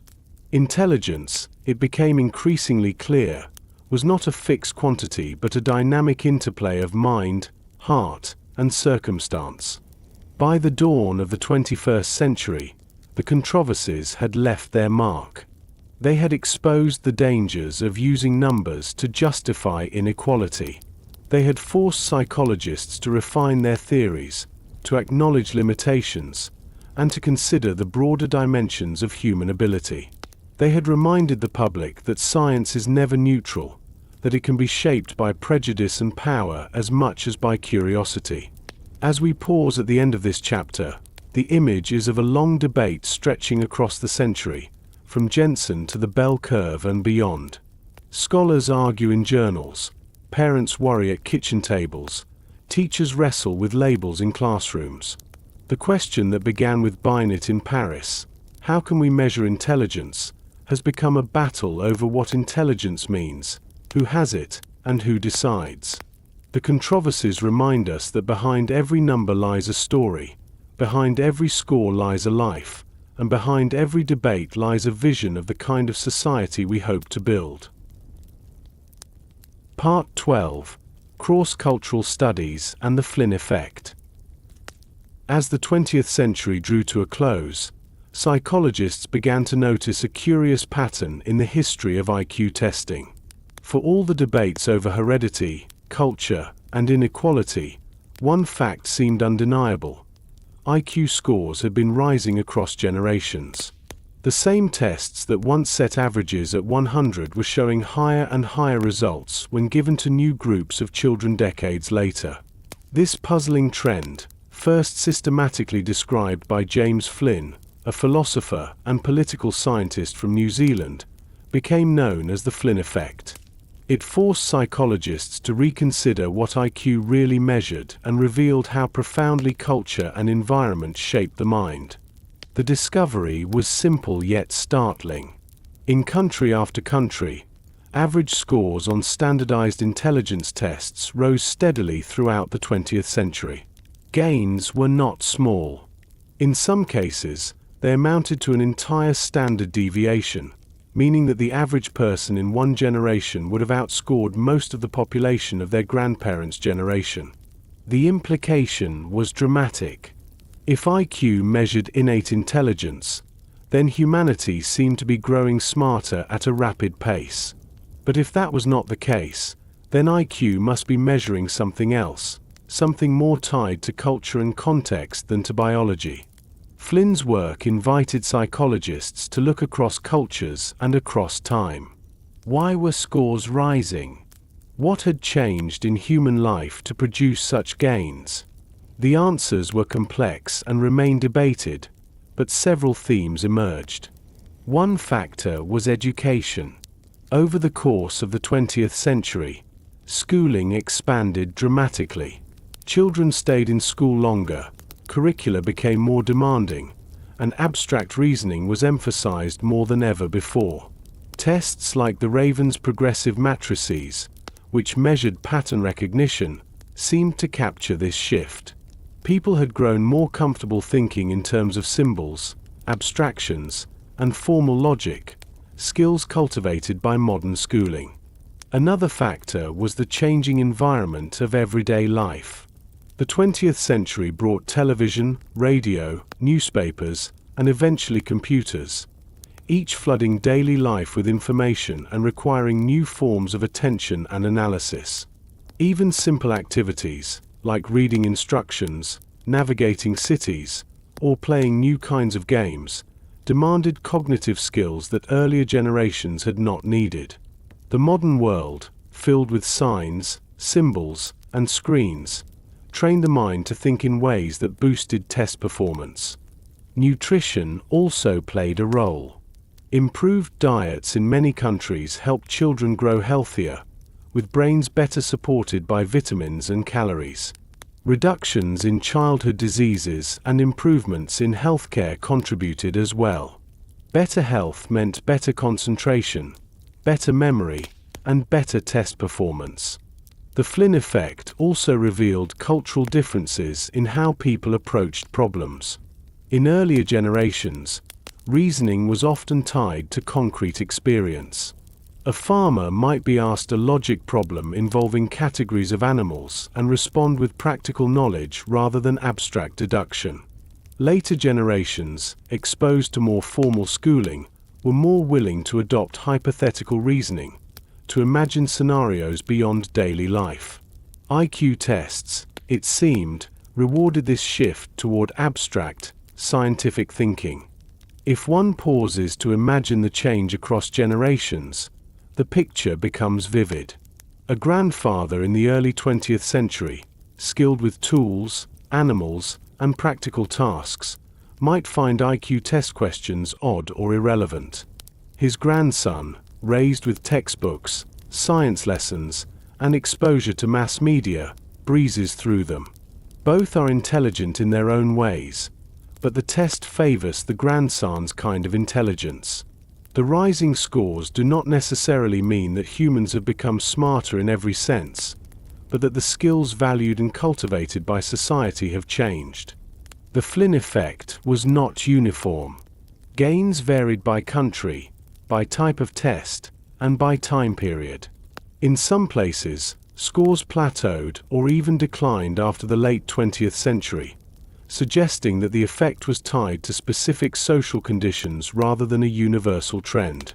Still, the overall rise across much of the century challenged the idea that IQ measured fixed, inherited ability.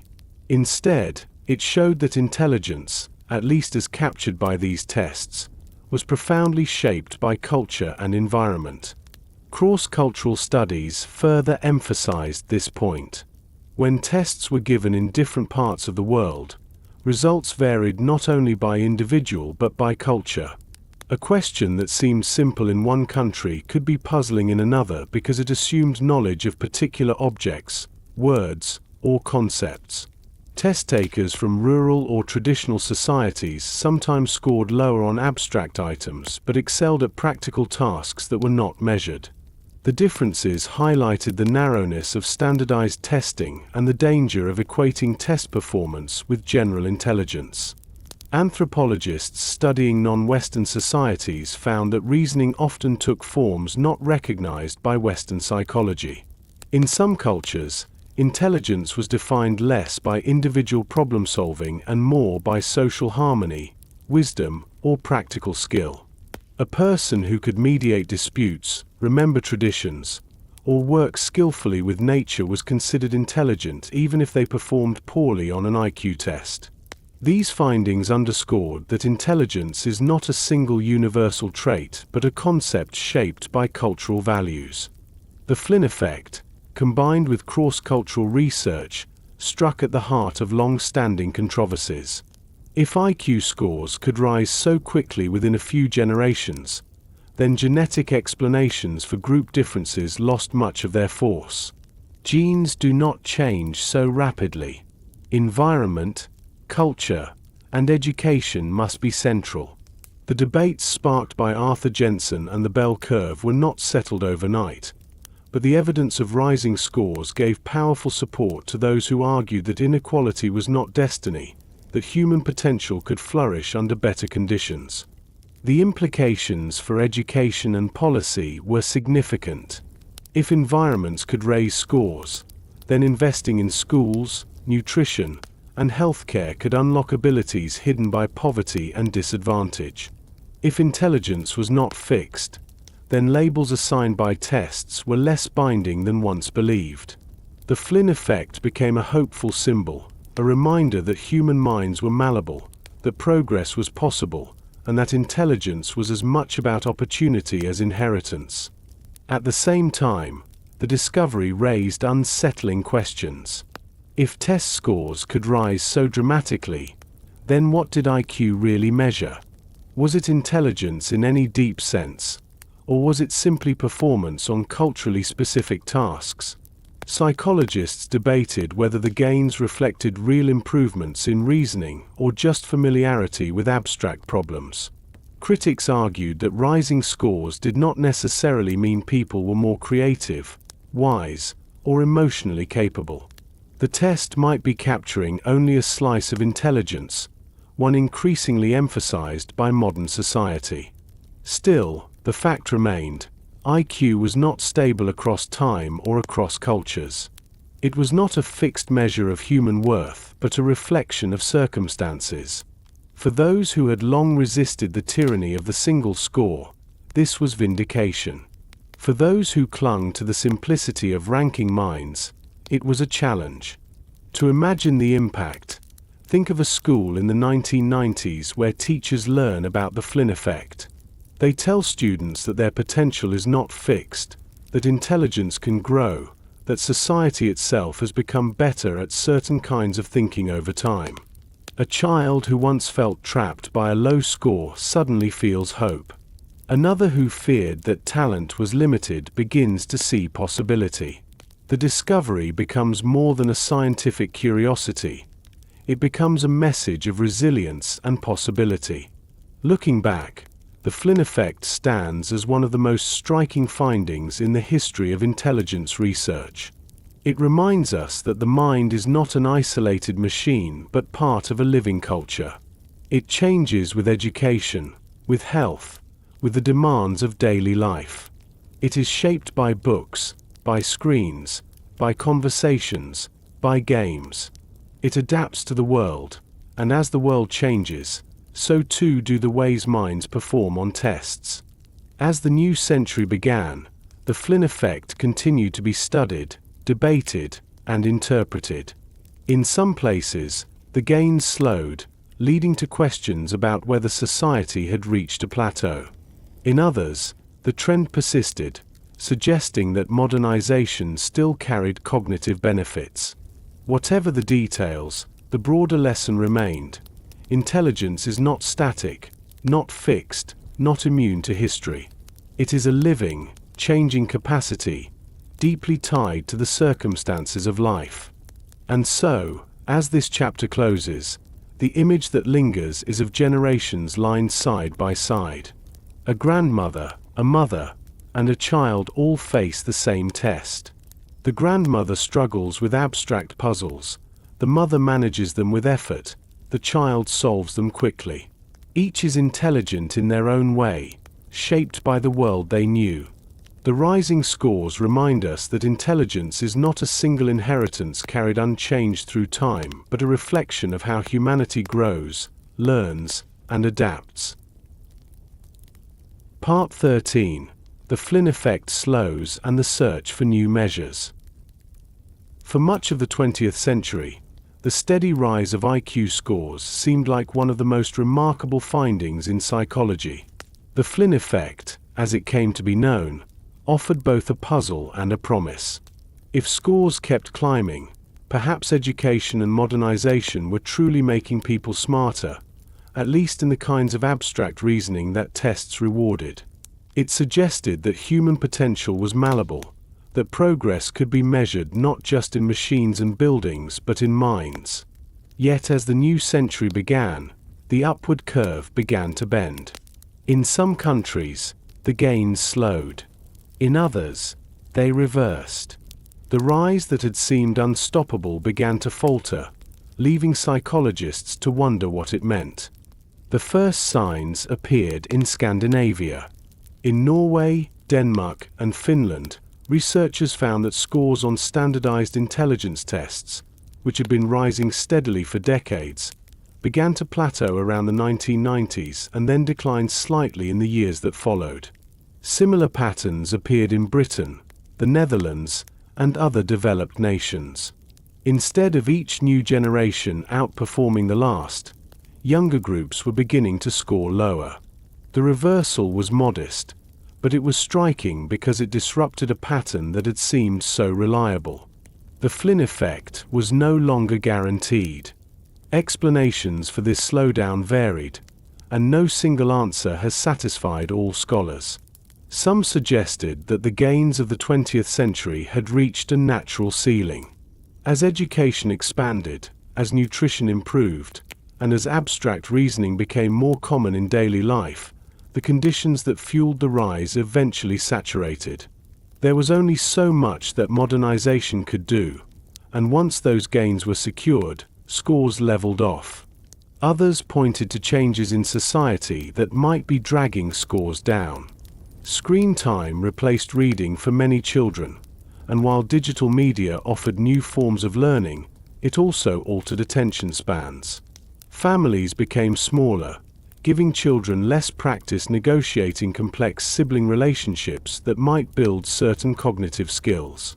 Educational systems shifted emphasis, sometimes focusing more on standardized testing drills than on open-ended reasoning. Critics wondered whether children were being trained to perform well on narrow exams at the expense of broader thinking. Environmental factors also drew attention. Some researchers pointed to rising levels of pollution, especially chemicals like lead, which are known to affect brain development. Others considered changes in diet, exercise, or social structures. Still others speculated that the apparent declines reflected shifts in who took the tests, as immigration and diversity brought broader ranges of experience into the data. Whatever the cause, the slowdown of the Flynn effect raised unsettling questions. If IQ scores could rise for most of a century and then fall, what did that say about the meaning of the test itself? Was it measuring something stable and fundamental, or was it simply capturing the skills emphasized by particular societies at particular times? The fluctuations suggested that intelligence, at least as tests recorded it, was not a fixed essence but a changing adaptation. This realization pushed psychologists and educators to think beyond IQ once again. The multiple intelligences movement had already broadened the conversation, and emotional intelligence had highlighted qualities ignored by traditional tests. Now, as the Flynn effect slowed, the search for new measures intensified. Researchers explored creativity tests, problem-solving assessments, and practical intelligence tasks.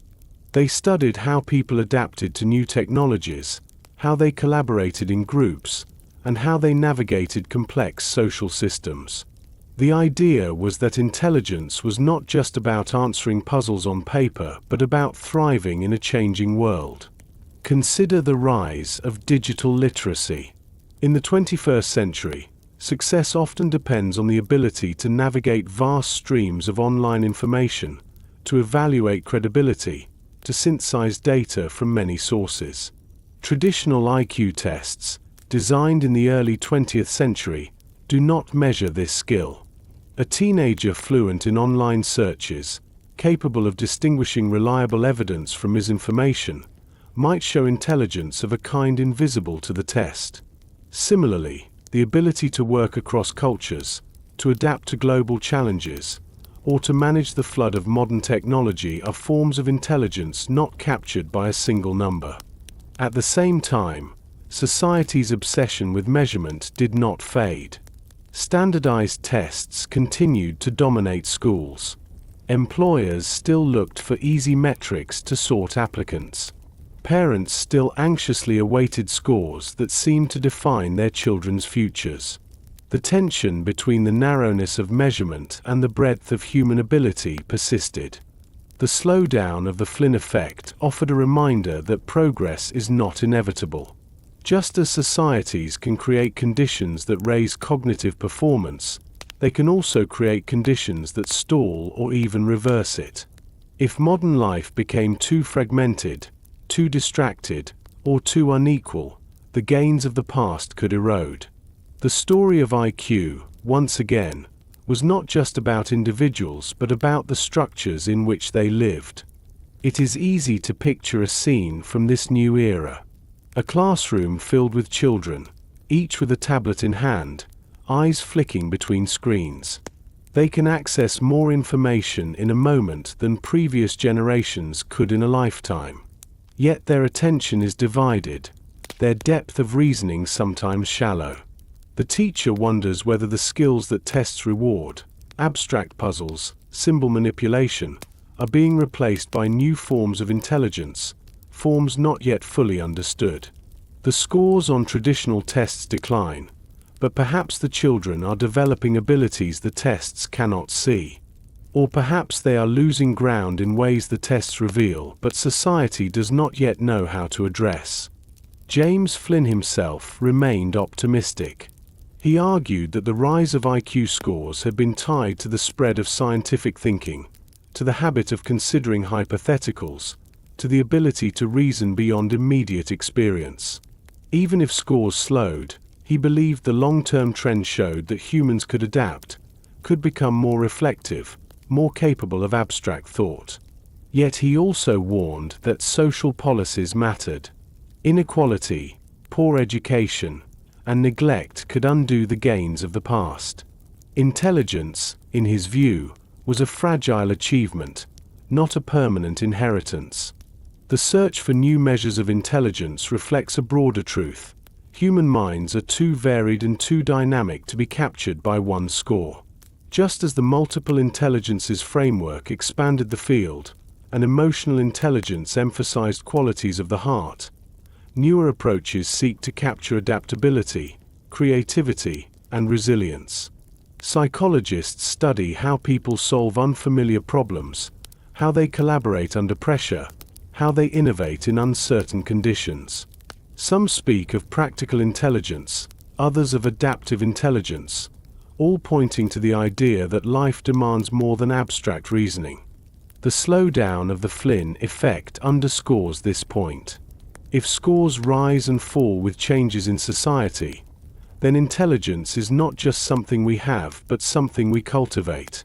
It depends on schools, on families, on communities, on health, on culture. It depends on how we raise children, how we feed them, how we teach them, how we challenge them. It depends on whether society values depth over distraction, creativity over conformity, growth over stagnation. As this chapter draws to a close, the image is not of a neat upward curve but of a wavering line, rising, plateauing, dipping, and rising again. It is the image of intelligence as a living thing, shaped by history, vulnerable to change, open to growth, but never fixed. The search for new measures continues, but perhaps the greater lesson is that intelligence cannot be fully measured at all. It can be nurtured, supported, and expressed, but not captured in a single score. In the end, the story of the Flynn effect, its rise and its slowdown, reminds us of both the potential and the fragility of the human mind. It is a story not only of tests and numbers but of classrooms, families, societies, and cultures. It is a story of how we think, how we change, and how we imagine what it means to be intelligent. Part 14. Modern Psychology's View, IQ as a Narrow Tool, Not Destiny. By the early 21st century, the IQ test had already lived several lives. It began as a modest aid for teachers in Paris, became a sorting mechanism for armies and schools, fueled eugenics and exclusion, inspired a cult of genius, faced accusations of bias, and was challenged by theories of multiple intelligences and emotional intelligence. The Flynn effect had shown that scores could rise dramatically across generations, while later declines revealed how fragile those gains could be. Through it all, one truth had become clearer with every passing decade: IQ was never the whole story. Modern psychology came to see it not as destiny, but as a narrow tool, useful in some contexts, misleading in others, and always limited in what it revealed. Researchers began to describe IQ as a measure of certain kinds of cognitive ability, particularly logical reasoning, problem-solving under time conditions, and linguistic or numerical manipulation. These skills were undeniably important. They correlated with academic achievement, with certain job performances, with the ability to handle abstract tasks. But they were only one slice of intelligence, and to mistake them for the whole was to misunderstand human potential. Psychologists now emphasize that IQ does not measure creativity, empathy, resilience, wisdom, or social skill. It does not capture motivation, curiosity, or imagination. It says little about how a person will respond to adversity, how they will collaborate with others, or how they will adapt to change. Consider a student with a high IQ who excels in exams but freezes under pressure, struggles to work with peers, and becomes discouraged by failure. Another student, with a lower IQ score, might show persistence, creativity, and leadership, ultimately achieving more. IQ could not predict these differences because it measured only a thin layer of cognitive ability. Life, however, demanded much more. This recognition reshaped how psychologists spoke about intelligence. Rather than presenting IQ as destiny, they described it as one predictor among many. Studies showed that while IQ correlated with income and education, the correlation was far from perfect. Personality traits such as conscientiousness, qualities like emotional intelligence, and social factors such as family support often played equal or greater roles in determining success. In other words, IQ mattered, but it mattered less than once believed. In schools, this shift encouraged educators to look beyond test scores. A child labeled as average in IQ might still thrive with the right encouragement, while a child labeled gifted might falter without emotional or social support. Teachers were urged to see each student as a whole person, not as a number. This perspective resonated with movements in education that emphasized growth mindset, the belief that abilities could be developed through effort and learning, rather than fixed from birth.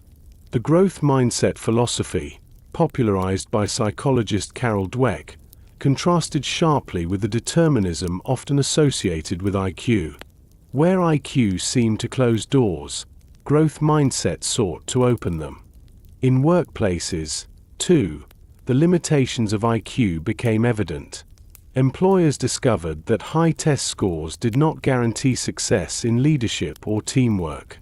Many organizations began to value adaptability, creativity, and interpersonal skill alongside cognitive ability. Job interviews, group projects, and situational assessments gained importance, while reliance on standardized tests diminished. The complexity of modern work demanded qualities beyond what IQ could measure. Psychologists also began to study wisdom, a quality long ignored by scientific testing. Wisdom involved judgment, balance, ethical reasoning, and the ability to see long-term consequences. It could not be measured in quick answers to abstract puzzles. A wise person might score modestly on an IQ test but make decisions that preserved harmony, prevented conflict, or guided communities through challenges. The growing interest in wisdom reflected a recognition that intelligence must be understood in context, not isolation. Cultural psychology deepened this insight by showing how intelligence was defined differently around the world. In some societies, to be intelligent was to be cooperative, respectful, and socially aware. In others, it was to be practical and resourceful. Western IQ tests, focused on abstract reasoning, captured only one cultural definition of intelligence.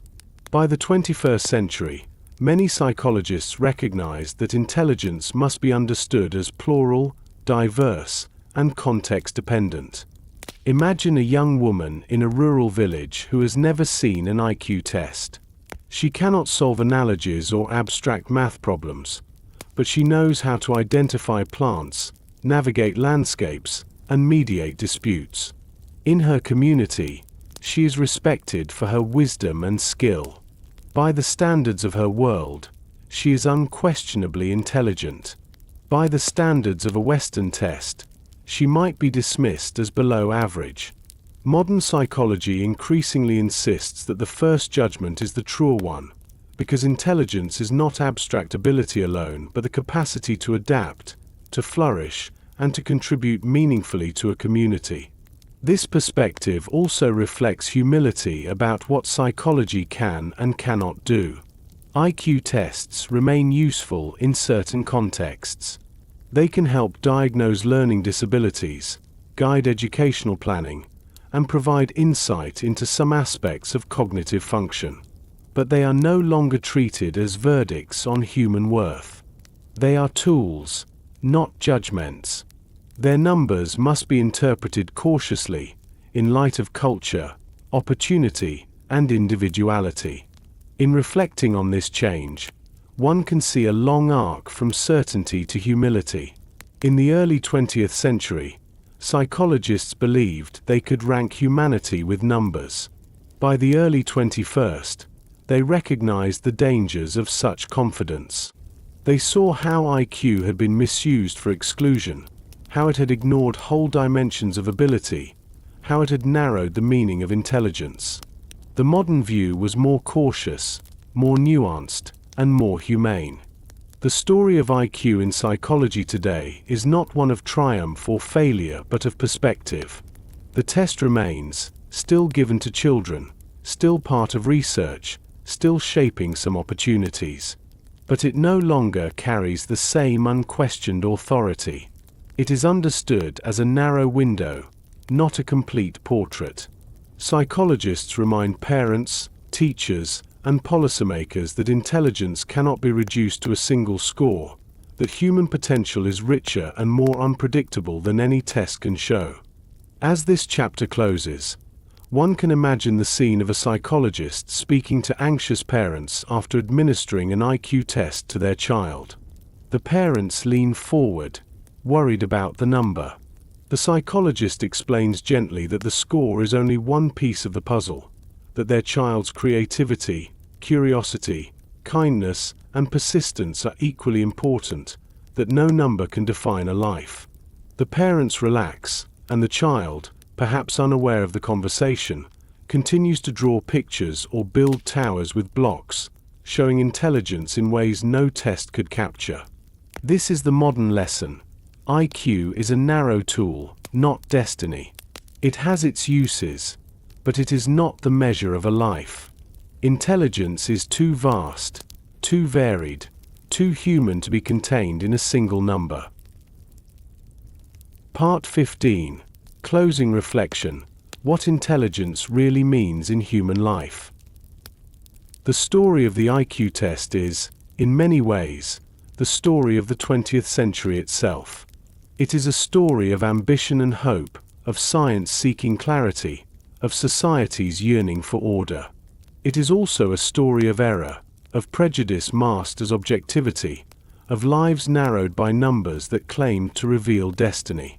To walk through this history is to see not only the evolution of psychology but also the ways in which culture, politics, and power shape even our most intimate ideas about the mind. As the journey reaches its close, the question remains, what does intelligence really mean in human life? Looking back, one sees the many faces of intelligence. In the earliest years, Alfred Binet imagined intelligence as something fluid, tied to learning, improvable through effort. His modest tests were meant to identify children who needed help, not to label souls with permanent numbers. But once adapted by others, the test became a rigid measure, a gatekeeper of opportunity, a verdict on worth. The United States Army used it to sort soldiers, immigration officials used it to exclude, schools used it to track. At times it was treated as though it measured essence itself, as if humanity could be divided neatly into the bright and the dull, the gifted and the unfit. And yet, across the decades, cracks appeared in this vision. The cult of the genius showed that high scores did not always predict greatness. The experiences of immigrant children showed how cultural assumptions skewed results. The struggles of segregated schools showed how inequality was written into scores long before tests were taken. The multiple intelligences movement reminded the world that human abilities are diverse. The rise of emotional intelligence revealed qualities of empathy, resilience, and social skill that numbers ignored. The Flynn Effect demonstrated that intelligence, as measured by tests, shifts with culture and time. And modern psychology has come to see IQ as narrow, partial, useful only within limits.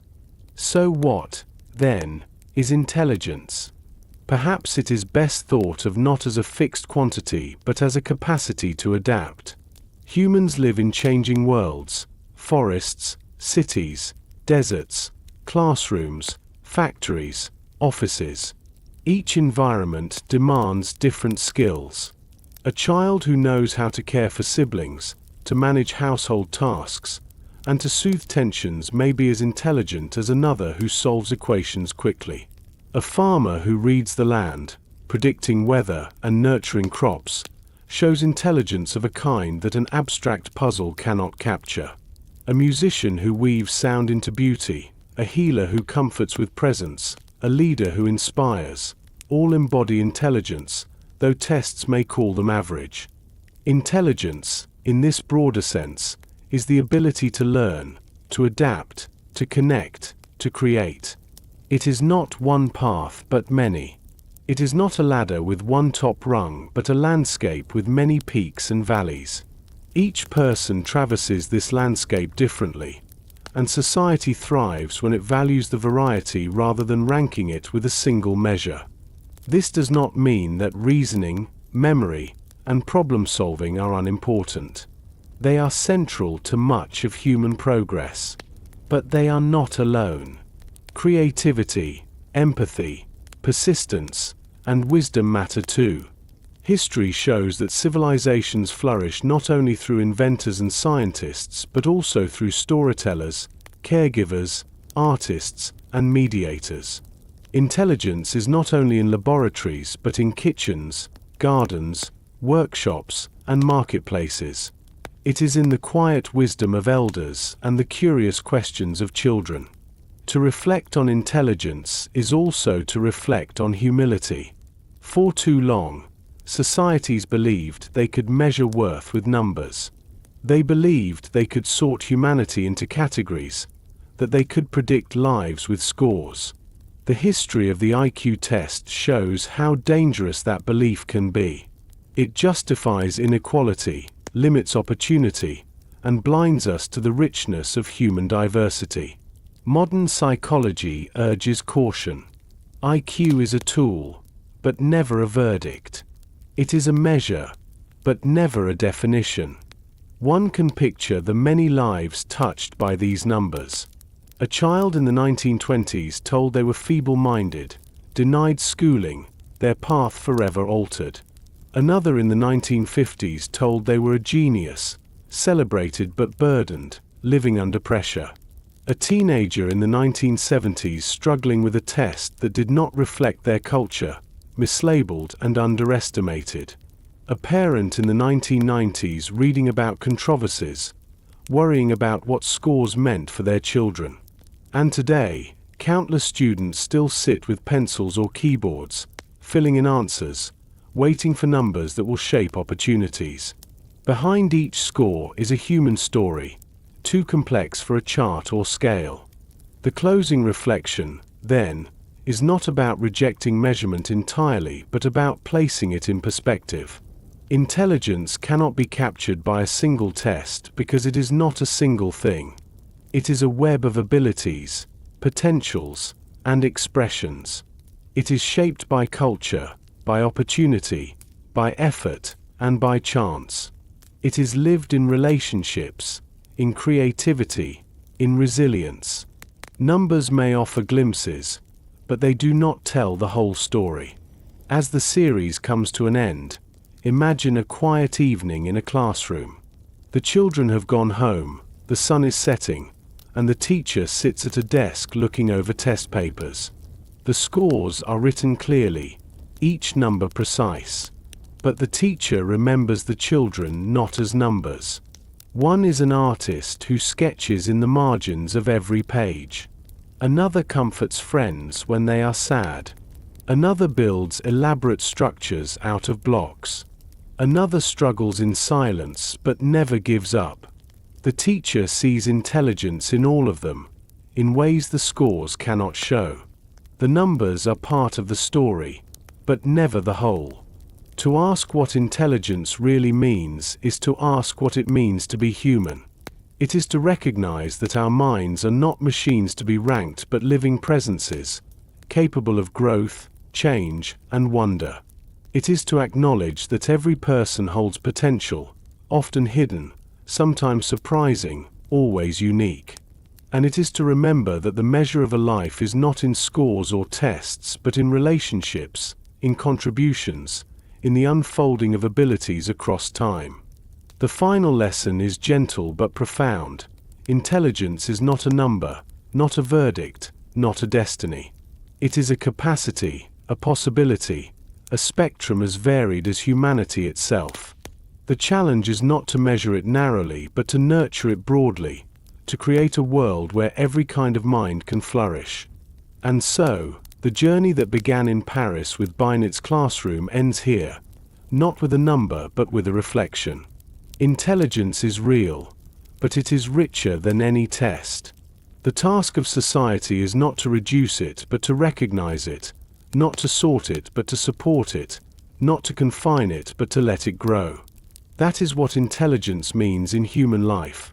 Not a score on a page, but the unfolding of the human spirit in all its variety. And so we reach the end of our journey through the long and complicated history of the IQ test.